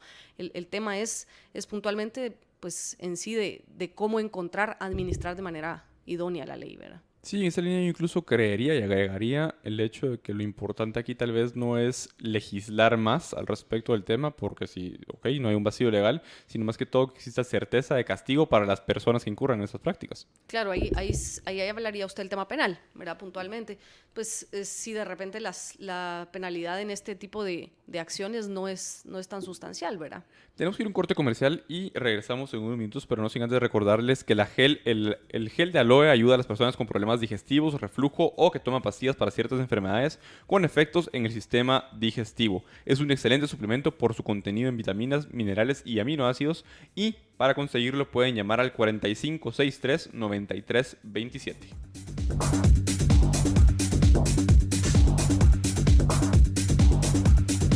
Escuchas libertopolis.com. Estás escuchando libertopolis.com.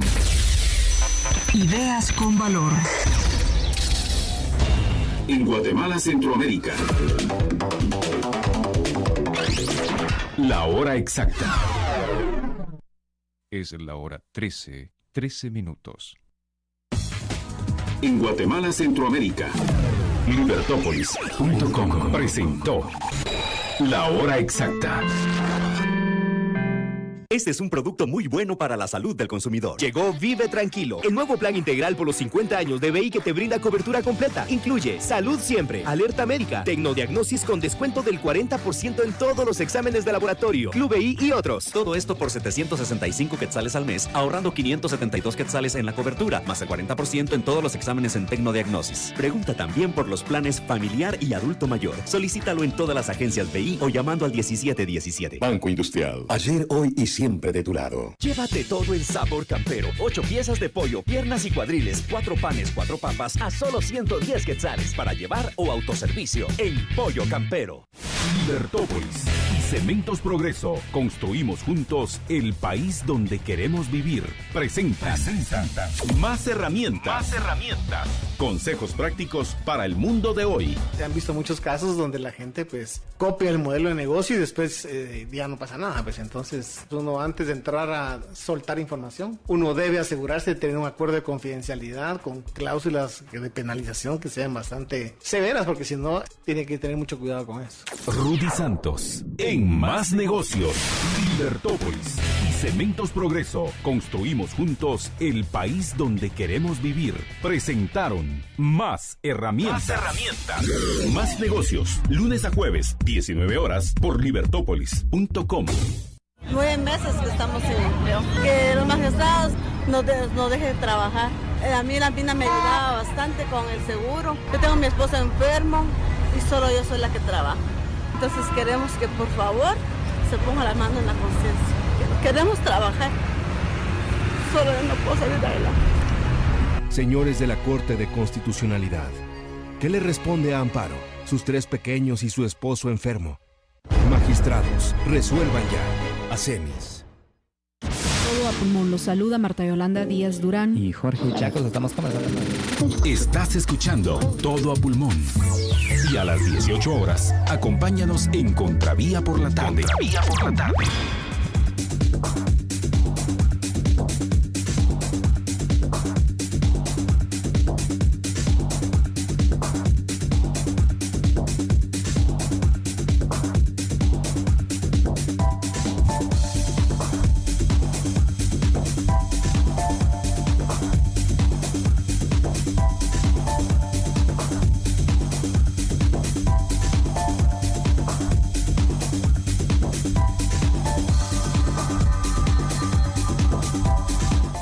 San Martín es innovación, calidad, buen servicio, pero sobre todo es pasión por consentir a sus clientes. Visita cualquier tienda San Martín donde podrás encontrar productos de excelente calidad en panadería, pastelería y café con un menú único y saludable. En San Martín hacen su día especial.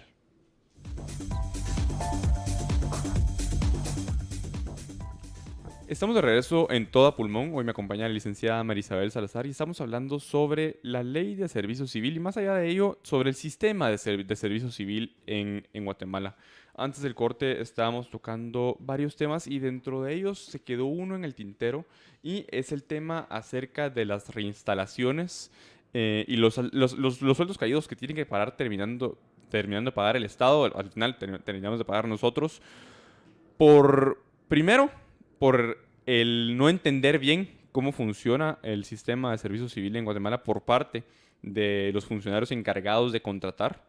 Y por otro lado, por las malas prácticas de las que hablábamos con la licenciada. Pero licenciada, aquí tengo yo otra pregunta que me surge y es aproximadamente ¿cuántos casos de reinstalación se dan al año o al mes? Y específicamente, ¿en dónde está la falla por la cual tenemos que terminar pagando todos esos salarios caídos a partir de esas reinstalaciones que se dan?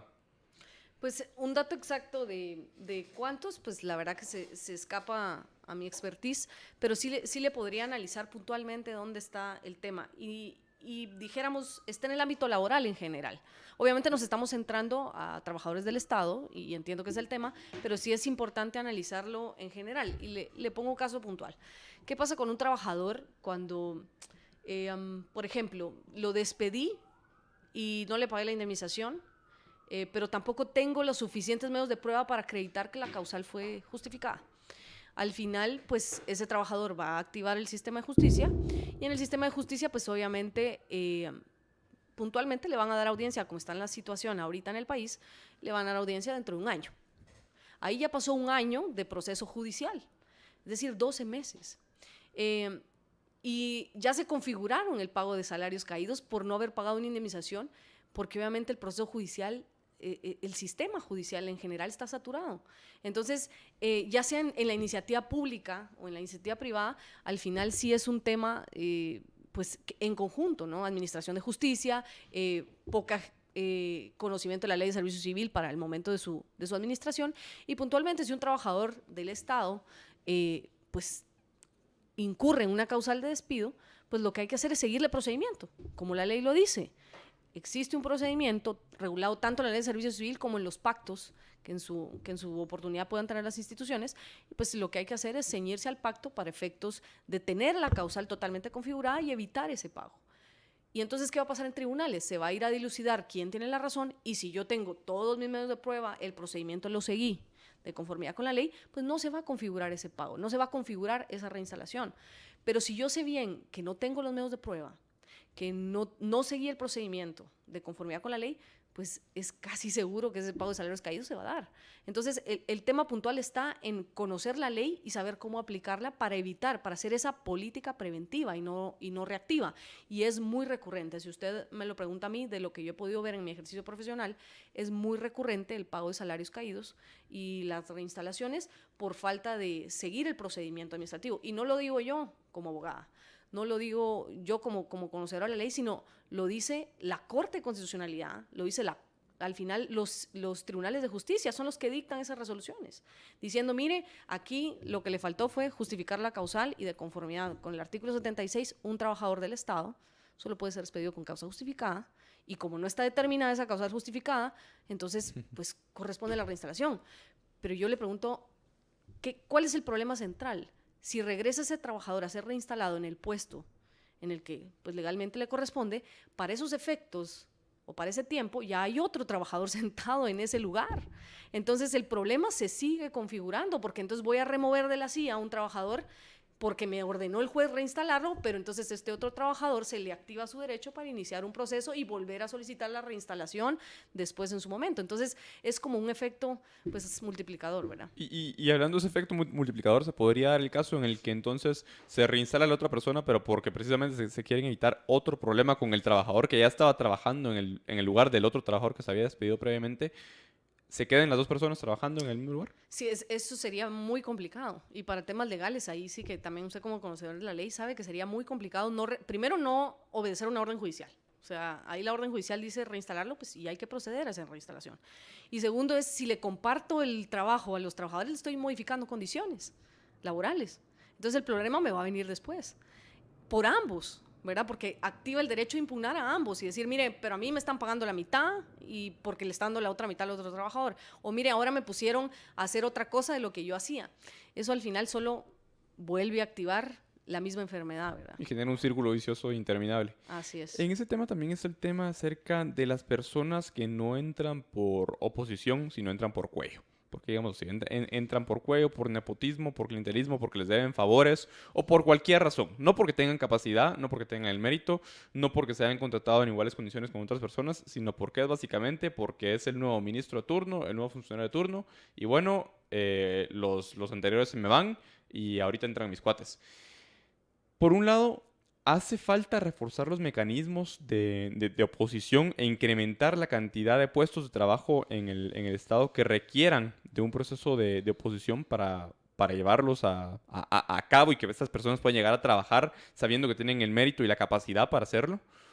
O realmente tenemos un sistema que funciona bastante bien y que por el contrario es únicamente estas malas prácticas que a pesar de que está la ley se dan al margen de la ley y de todos modos se meten a los familiares, a los amigos, a los que se les den favores únicamente porque se puede y porque el sistema discrecional y arbitrario que tenemos lo permite. Yo realmente creo en ese tema puntualmente que la ley regula, como le digo, los sistemas de ingreso. La mala utilización de la ley está fuera incluso de los mismos administradores de recursos humanos, es decir, de la misma Oficina Nacional de Servicio Civil, porque tener una lupa en cada ministerio, en cada institución es bien complicado. Pero al final el sistema, y ahora ya hay un sistema mucho más moderno, que es el que le denominan CRH, ya es un sistema bien estructurado, en donde al final hay una calificación, hay un proceso. Eso ha venido a ayudar muchísimo al Estado. O sea, yo le cuento puntualmente, yo antes de graduarme de abogada, hace muchísimos años, pues tuve oportunidad de trabajar dentro del Estado para ver cómo funcionaba esto. Y este sistema pues era muy distinto. Yo entré por oposición, yo hice mis exámenes y al final pues tuve un puesto por oposición como tal, pero el sistema de como era hace 15 años a como es ahora es totalmente diferente. Yo creo que ahora está mucho más fortalecido. Lo que hay que hacer es administrarlo bien y hacerlo bien, porque es un sistema muy parecido a un proceso de reclutamiento de una empresa de outsourcing o de reclutamiento de recursos humanos en materia privada. Es muy parecido. Los candidatos evalúan, presentan sus credenciales, al final se califica y se le presentan al funcionario los candidatos que son los más idóneos a consideración de ese departamento de recursos humanos tan grande que se llama Oficina Nacional de Servicio Civil, y al final es el funcionario el que decide a quién pone. Pero el tema puntual, creo yo, donde está el inconveniente, es el sistema gubernamental que tenemos. Tenemos un gobierno de 4 años que viene con un criterio, con una forma de ejercer, y entonces a los 4 años siguientes otro sistema, y entonces trae otra gente, remueve a la que había sin conocimiento de la ley. Eso implicará que las reinstalaciones no las va a ver este gobierno, las va a ver el gobierno de 4, de 8 años después, y ese sentido es el que al final hace que el erario público sufra, ¿verdad? Porque es una visión muy a corto plazo. Y puntualmente eso lo arregla tribunales, eso no se preocupe, porque el sistema de justicia va a decir, ponga a quien le corresponde en cada lugar.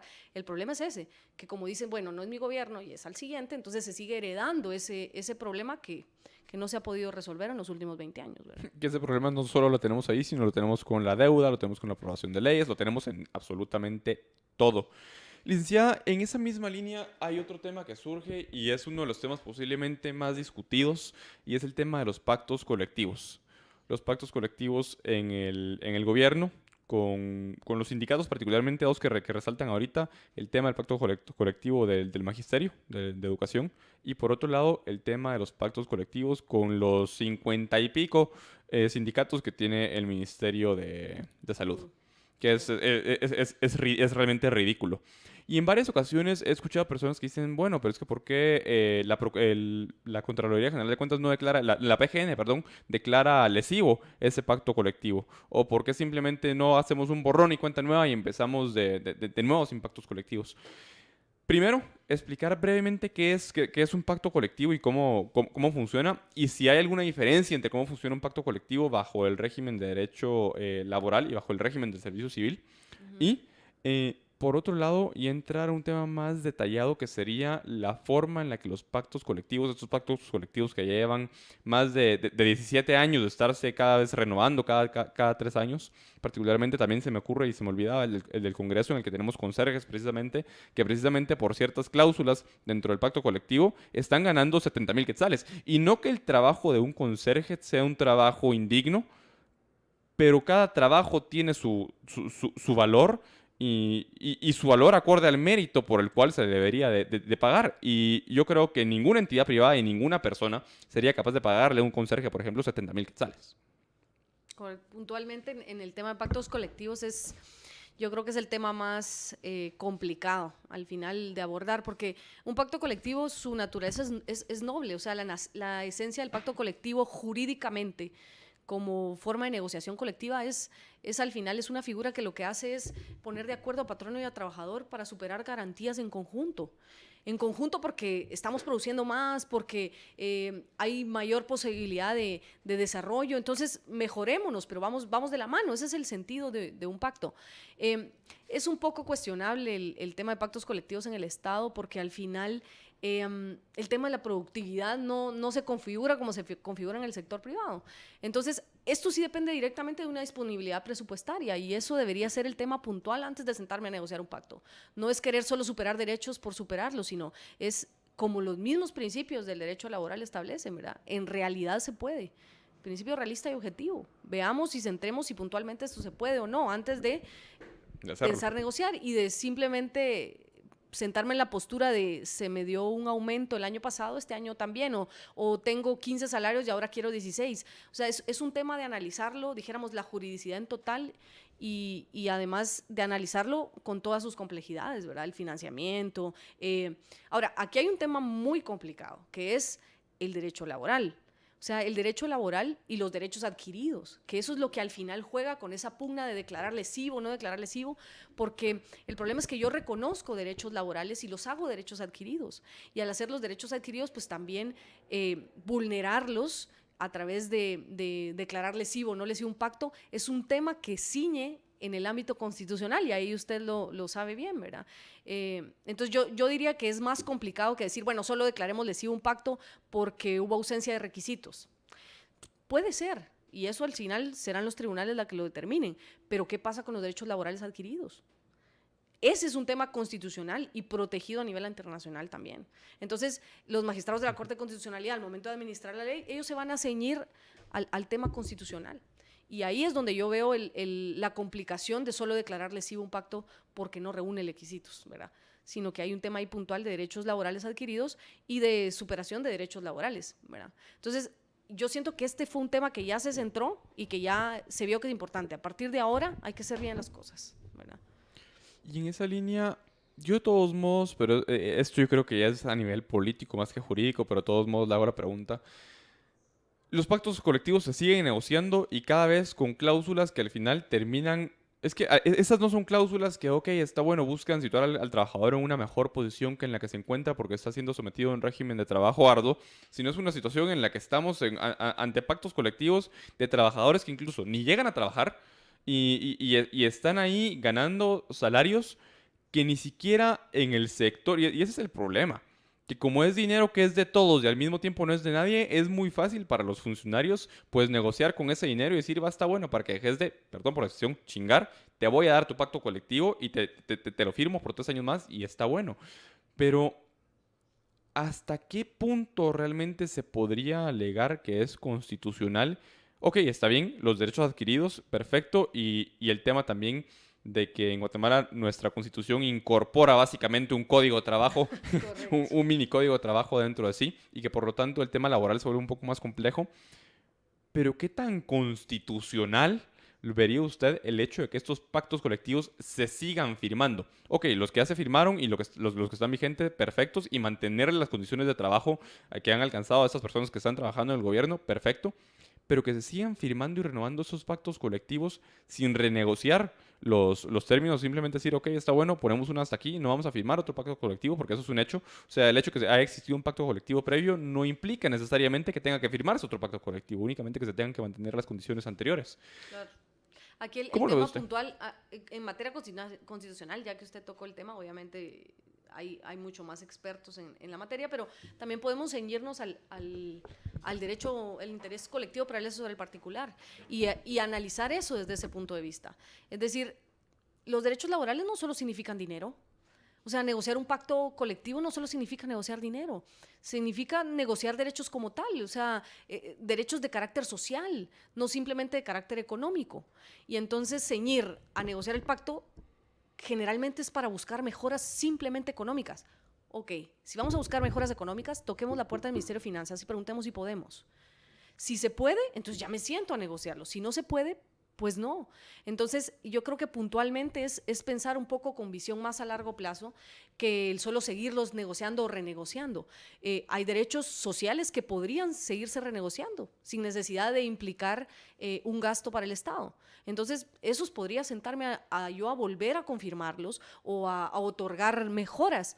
Pero en el tema económico sí creo yo que puntualmente dependo de mi gerente financiero, que es el Ministerio de Finanzas. Si mi gerente financiero me dice no puedo, no se puede. Hay que aumentar las ventas. Ok, hasta que se aumenten las ventas, pues entonces ya negociemos algo de tipo económico, ¿verdad? Entonces es pensar, como usted bien dice, una figura a largo plazo, porque el dinero no es mío. El dinero es de todos, ¿verdad? Tenemos que ir a un corte comercial, la conversación está muy interesante. Vamos y volvemos con más.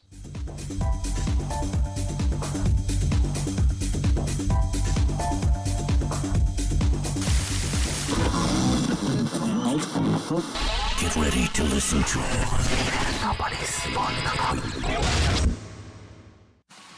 En mayo, prepara tus tenis y ven con tu familia a conocer la nueva pista Mondo en la carrera Cementos Progreso. Inscríbete, disfruta de esta primera edición y corre por una causa.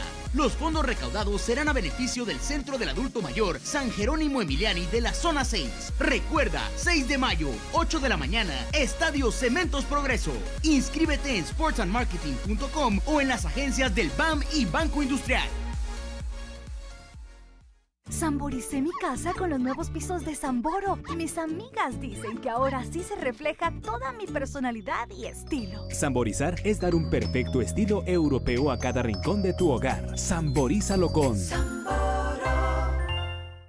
9 meses que estamos sin empleo. Que los magistrados nos dejen trabajar. A mí la PINA me ayudaba bastante con el seguro. Yo tengo a mi esposo enfermo y solo yo soy la que trabaja. Entonces queremos que por favor se ponga la mano en la conciencia. Queremos trabajar. Solo yo no puedo salir de adelante. Señores de la Corte de Constitucionalidad, ¿qué le responde a Amparo, sus 3 pequeños y su esposo enfermo? Magistrados, resuelvan ya. Acemis. Libertópolis. Promueve una sociedad de personas responsables y libres. Que buscan su felicidad.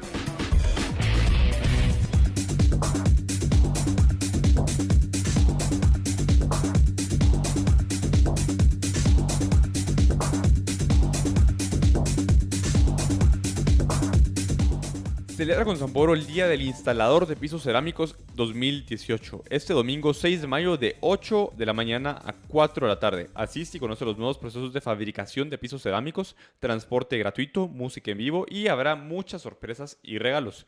Regístrense y celebren con Samboro el Día del Instalador de Pisos Cerámicos enviando la palabra instalador en mayúsculas por mensaje de texto o WhatsApp al 55 55 02 57, 55 55 02 57 por vía Facebook Samboro o al correo electrónico info@samboro.com, igual la palabra instalador.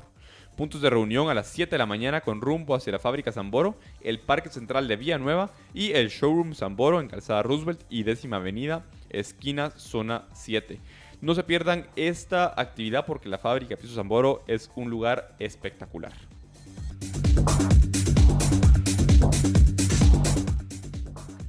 Estamos de regreso en Libertópolis en todo pulmón. Ya son las 12 de la tarde con 35 minutos. El tiempo se ha pasado volando. Y estamos conversando con la licenciada María Isabel Salazar. Hablábamos en el segmento anterior acerca del tema de los pactos colectivos. Y ya empezábamos a entrar a un tema acerca de la forma en la que estos pactos cada vez se siguen negociando y se siguen negociando. Y sí, hay un tema eminentemente político, porque el hecho que al parásito Joel Acevedo, el presidente, negocie con él un pacto colectivo, pues ya quedó bastante claro en las declaraciones de Juan Carlos Monzón, que en el gobierno de Otto Pérez Molina, y no me extrañaría que en los gobiernos anteriores Joel Acevedo cobrara una comisión por salir a manifestar y crear una cortina de humo cuando al gobierno le era necesario que le creara una cortina de humo. Pero por otro lado, el tema acerca de que estos pactos se negocian muchas veces con la intención, porque no siempre hay intereses del gobierno detrás, se negocian únicamente con la intención de que dejen de estar fregando. Y dentro de eso hablamos sobre el tema constitucional, pero yo le pregunto, licenciada, ¿se podría hacer algún cambio, ya sea la ley de servicio civil o... Sí, bueno, no, debería ser la ley de servicio civil, un cambio de la ley de servicio civil o alguna otra ley para regular el mecanismo por el medio del cual se puede negociar, sentar un ministro, un funcionario público encargado de contratar y que tenga a su cargo a más empleados del gobierno, un mecanismo específico por medio del cual se le pongan ciertos límites a lo que él puede negociar como funcionario, como límites a su discreción? ¿O entraríamos en una cuestión que hoy sí no vería pugna constitucional? Pero no sé cuál es su opinión al respecto. Pues ahí el tema sería puntualmente ver si la negociación colectiva se encuentra al amparo no solo de la Constitución, sino de los tratados y convenios internacionales, porque mermar la facultad de negociación sería un tema constitucional. Si no mermo la facultad de negociar, pues al final es establecer, como usted dice, límites. Sí, lo vería viable, tal vez de manera complementaria, no solamente en la ley de servicio civil, ¿verdad?, sino ampliarlo a la normativa administrativa para decirle a un funcionario hasta dónde puede hacer qué, ¿verdad? Porque al final, si lo vemos así en el ámbito laboral, ese funcionario es un intermediario, y ese intermediario es mi gerente que está negociando con la plata de los accionistas, si lo queremos ver así, o la plata del Estado. Entonces, sí podríamos establecer ciertos límites para efectos de la negociación en materia financiera, presupuestaria, contar con el dictamen favorable en materia financiera para que establezca hasta qué porcentaje se puede negociar, que sí, que no, que dependa, por ejemplo, de la ejecución presupuestaria que tuvo esa institución en el periodo anterior para ver su facultad de eficiencia y sus eficiencias como tales, ¿verdad? Yo creo que sí sería viable, pero tal vez un tema más puntual y que al final, como le digo, es buscar una solución más a largo plazo, es analizar el tema de la carrera administrativa. Si un trabajador está bien dentro de la institución pública, si se encuentra plenamente desarrollado, se encuentra bien pagado, ejecuta bien su trabajo, es difícil que quiera vivir solo negociando pactos, ¿verdad? Entonces, el tema de la carrera administrativa es un tema muy importante que tal vez esta ley sí no lo desarrolla en su plenitud y que sí valdría la pena desarrollar no solo el tema administrativo como de carrera de yo estuve mucho tiempo y ahora me toca el siguiente puesto, no, sino un tema de meritocracia, pero apegado a una carrera administrativa real. Y eso al final ahorraría muchas negociaciones colectivas que quieren superar derechos que no se les dan, ¿verdad? Cuando entramos a hablar del tema de la carrera administrativa que usted menciona, licenciada, específicamente ¿a qué nos referimos y a qué aspectos se refiere que se deberían contemplar como parte de la normativa que habría que desarrollar al respecto de este tema? Ok, ahorita pues puntualmente existe una carrera administrativa y lo podemos ver como en el momento en el que se hace una convocatoria para una plaza, pues primero se hace una convocatoria interna, ¿verdad? Para ver si dentro del departamento, dentro de la unidad en donde se abrió una plaza nueva, existe alguien que reúna los requisitos para poder optar a esa plaza. Si no hay nadie dentro de la unidad, pues entonces ya se convoca a alguien dentro de la institución. Si no hay nadie dentro de la institución, pues ya se convoca a alguien pues fuera de la institución. Entonces hay un sistema administrativo, pero que al final no reúne todos los requisitos al final para que un trabajador se desarrolle plenamente. Porque póngase a pensar usted como jefe de departamento jurídico. Si lleva como jefe de departamento jurídico mucho tiempo, ya no hay más. Y ahí topó. Y no hay más factor. ¿Por qué? Porque se ciñe directamente a que su calificación es como jefe del departamento jurídico y no puede optar a nada más. Entonces, pues obviamente, ¿qué va a hacer? Tener a alguien que se acomoda al puesto, que ya no brinda pues mayor eficiencia en el puesto. No estoy diciendo que así sea con los jefes del departamento jurídico, ni mucho menos, pero puede pasar que haya un desincentivo al final, porque no tengo cómo crecer más, ni financieramente, ni laboralmente, ni en realización profesional. Entonces, el tema de carrera administrativa sí debería de contemplar un tema de ascenso por meritocracia, de, por ejemplo, aplicar no solamente dentro de la institución, sino fuera, y poder abordar otro tipo de beneficios, por ejemplo, asistencia a congresos internacionales, qué sé yo, temas que sean más globales y que al final lo que hagan es que el trabajador quiera cuidar ese puesto de trabajo como con su vida, y para que eso pase, lo que voy a hacer es ser lo más eficiente posible, y al ser lo más eficiente posible no voy a incurrir en las causales para que sea destituido, ¿verdad? Licenciada, aquí hay otro tema dentro de las causales para ser destituido, y me recuerdo que lo hablábamos cabala en clase, y así como hay lugares e instituciones del gobierno en los cuales la destitución se hace con base en pruebas contundentes, están el otro resto de destituciones que se hacen sin basarse en esas pruebas contundentes que le permiten al funcionario a cargo, a ese que usted le llamaba, a ese gerente de la institución, pues despedir a las personas. Al final hay un margen de arbitrariedad bastante grande y esto al final se termina resolviendo en tribunales, como mencionaba. Pero ¿qué cambios puntuales se podrían hacer, en su opinión, aprovechando que vamos terminando, qué cambios puntuales habrían que hacerse, en su opinión, a la ley de servicio civil para fortalecer y mejorar el servicio civil en Guatemala, para que deje de ser la cosa que tenemos hoy, por no llamarle de otra manera, porque tenía otra palabra en la cabeza, que tenemos hoy, en la cual, pues al final, cada vez se va inflando más la cantidad de empleados que tiene el gobierno, de empleados que tenemos, solo porque el papel y la deuda aguanta con todo, cuando realmente, sin pensar en el largo plazo, la deuda con la cual se termina financiando esos gastos de funcionamiento, porque es lo que está pasando, la vamos a terminar pagando todos con un impuesto diferido eventualmente. Sí, yo creo que ni siquiera necesita usted un experto para esto, porque usted mismo, a mi criterio, usted mismo dio la solución hace un momento, y es, nos damos cuenta que ahorita la cosa está mal, que se está administrando de manera pues no oportuna, pues entonces lo que hay que hacer es endurecer o penalizar esa mala administración. Y segundo, este es criterio personal, yo considero que hay que darle más dientes a la Contraloría General de Cuentas para que pueda tener mucho más acceso a este sistema, o especializar un área de Contraloría General de Cuentas para este tema, para el tema laboral, y no ceñirlo nada más a gastos. Ay, es que usted pagó este salario y entonces salario no devengado, o sea, no ceñirlo al tema económico, ceñirlo al tema de, bueno, quiero ver este trabajador a qué puesto pertenece, en qué región pertenece, por qué está en otro lado donde no le corresponde, por qué traslada a alguien que no le corresponde, porque eso lo que hace es dejar un margen de actuaciones perversas. Si tengo esos oídos y nadie se da cuenta, ahí puedo ir metiendo a mi gente, ¿verdad? Sin llevar todo ese procedimiento que la misma ley dice que hay que llevar.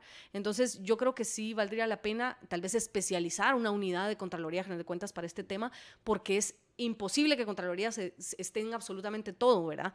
Y tal vez necesitan un sector especializado en materia laboral para regularizar este tema a través de penalizaciones, sanciones administrativas, sin llegar a lo penal, porque todo lo estamos penalizando también, ¿verdad? Entonces, yo creo que administrativamente puede resolverse eso y ir fijando directrices para arreglar la casa, ¿verdad? Tenemos que ir a un corte comercial y regresamos ya al último segmento con la licenciada María Isabel Salazar. Vamos y volvemos.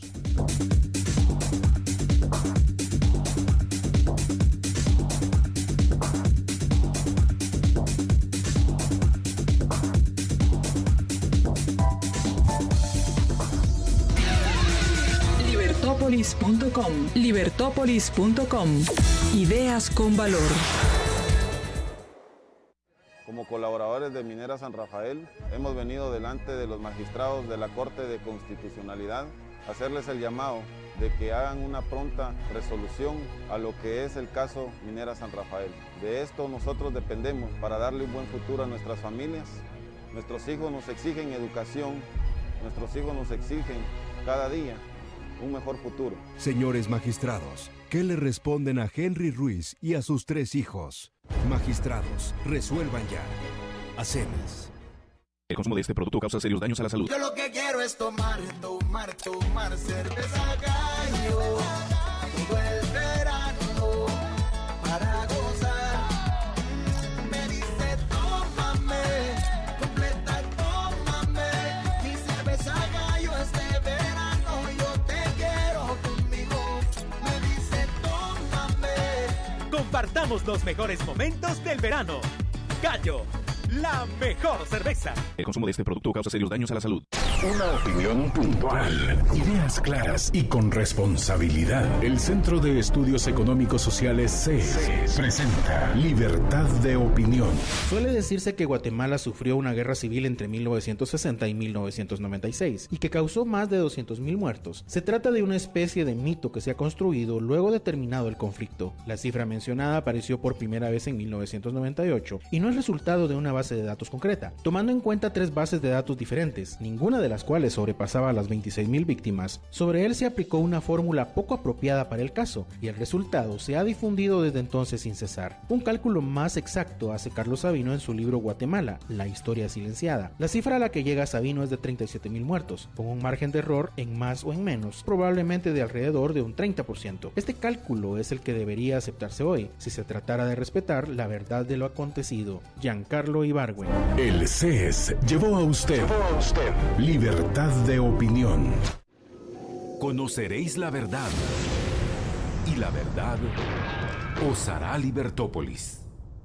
Es todo la libertad, sin libertad no funcionamos. No cejen en su empeño de llevar la libertad a todos los ámbitos a través de la radio y ahora en internet, pues que llega más gente en todo el mundo. Estás escuchando libertópolis.com.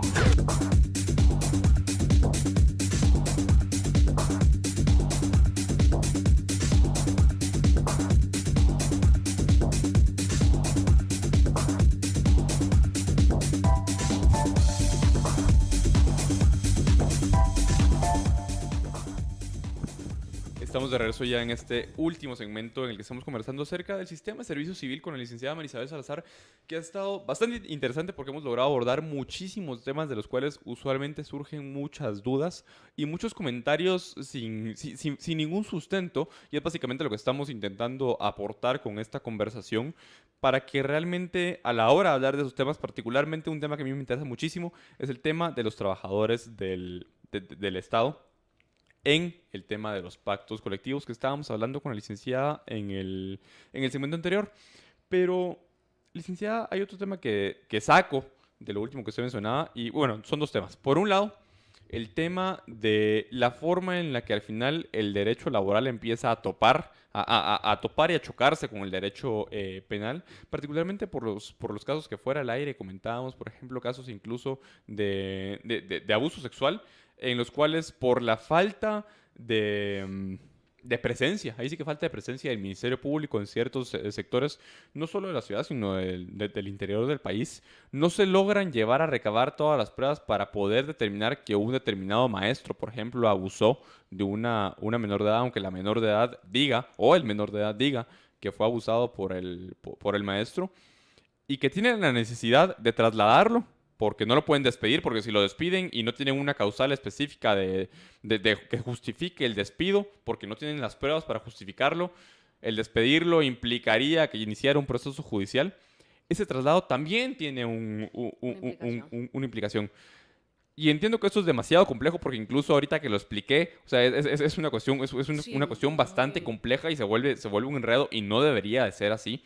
Pero vuelvo a lo mismo y vuelvo al tema de que yo sí considero que parte de los problemas es que tenemos un minicódigo de trabajo metido en la Constitución y parte de los cambios que se deberían hacer, dejando a un lado las consideraciones específicas respecto al contenido de esas disposiciones de la Constitución, sino únicamente el hecho que estén ahí, forman, en mi opinión, y quisiera saber cuál es su opinión, sea una especie de traba para los cambios que se quieran hacer para flexibilizar de cierta manera el servicio civil. Entonces, por un lado, ¿qué cambios? Aunque yo sé que responder qué cambios es como preguntarle cuál es la solución para todos los problemas que tenemos, pero ¿qué cambios considera usted que se podrían hacer puntualmente en ese tema? Y por otro lado, mi pregunta con respecto al tema constitucional. Ok, para eso voy a poner un caso puntual para que los radioescuchas tal vez se centren de manera más familiar. Por ejemplo, si yo tengo un trabajador que se apropió de dinero de la caja chica y yo vengo con el hígado y lo despido en ese momento, ¿cuál va a ser el efecto? Él va a ganar la indemnización. ¿Por qué? Porque no le seguí el procedimiento administrativo, seguramente, del reglamento interior, si es que lo tiene. Y si no tiene reglamento interior, pues entonces lo despidió y él al momento de ir a la vía judicial va a decir, mire, me violaron el derecho a la presunción de inocencia. A mí solo un juez me puede decir que yo cometí ese delito. Y entonces despedirlo por un delito que no ha sido calificado como tal por un juez, lo vuelve inconstitucional, ¿o no? Entonces ahí tenemos el problema puntual de algo tan sencillo como despedir al trabajador por el llamado gavetazo, ¿verdad? Ahora imagínense en el sector público, cuando es aún más complicado, cuando hay plazos de prescripción para sanciones mucho más reducidos a veces, y entonces es mucho más complicado que ese engranaje funcione al mismo tiempo.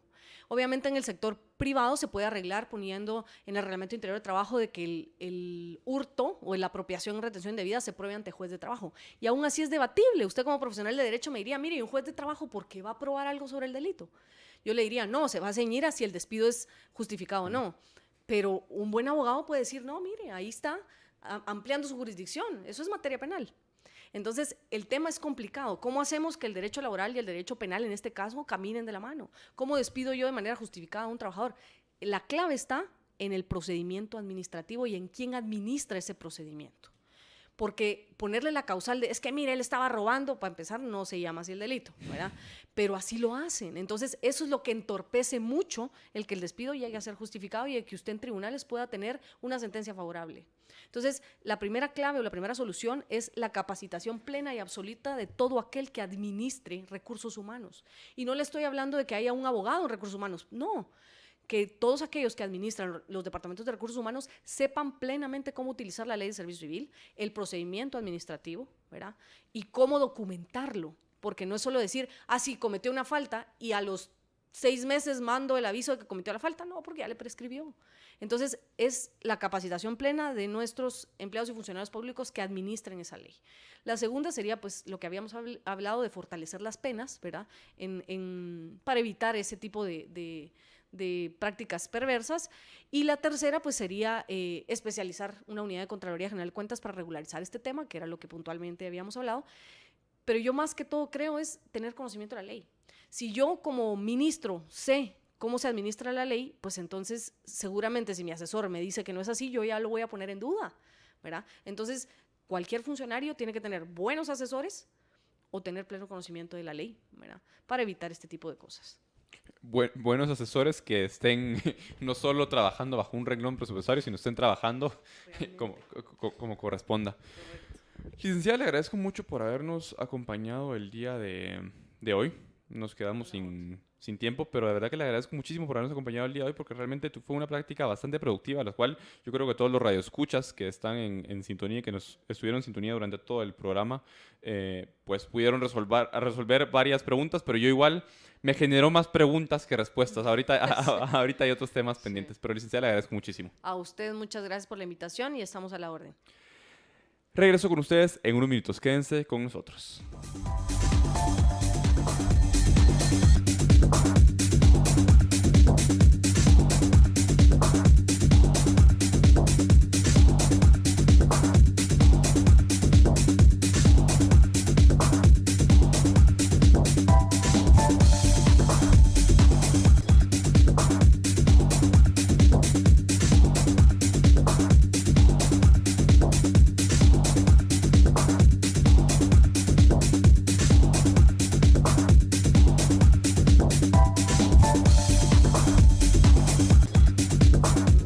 Conoceréis la verdad, y la verdad os hará Libertópolis. Es todo la libertad, sin libertad no funcionamos. No cejen en su empeño de llevar la libertad a todos los ámbitos a través de la radio y ahora en internet, pues que llega más gente en todo el mundo. Estás escuchando libertópolis.com. Siente el crunch en cada mordida con la nueva receta extra crujiente de Pollo Campero. Inclúyela en tus menús y combos. Llama ya al 1777. Sabor Campero. Para cuando necesitas hacer tus pagos en el último momento y todo está cerrado, Internetea. O compartir con los tuyos las fotos de tu sobrina favorita. Internetea. En toda Guate. Internetea a otro nivel contigo y comparte tus mejores momentos favoritos súper rápido con Internet móvil 4G LTE. Tigo.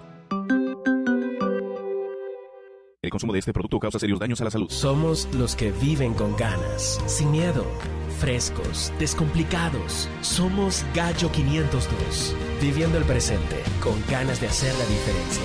Intensos, así, decididos. Vamos por lo que queremos. Somos Cerveza Gallo 502. Probar lo que nadie ha probado. Hacer lo que nadie ha hecho. Decir lo que nadie ha dicho. Nueva cerveza Gallo 502. Experiencia de sabor. El consumo de este producto causa serios daños a la salud. Libertópolis. Promueve una sociedad de personas responsables y libres. Que buscan su felicidad.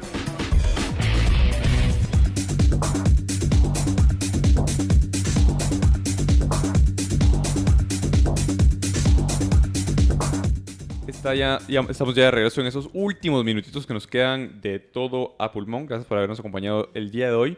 Entre los temas de última hora ya se reinició la audiencia en la cual Andrés Botran y Rodrigo Arenas están declarando frente a la juez. Espera que en el transcurso de la tarde ambos presenten su declaración.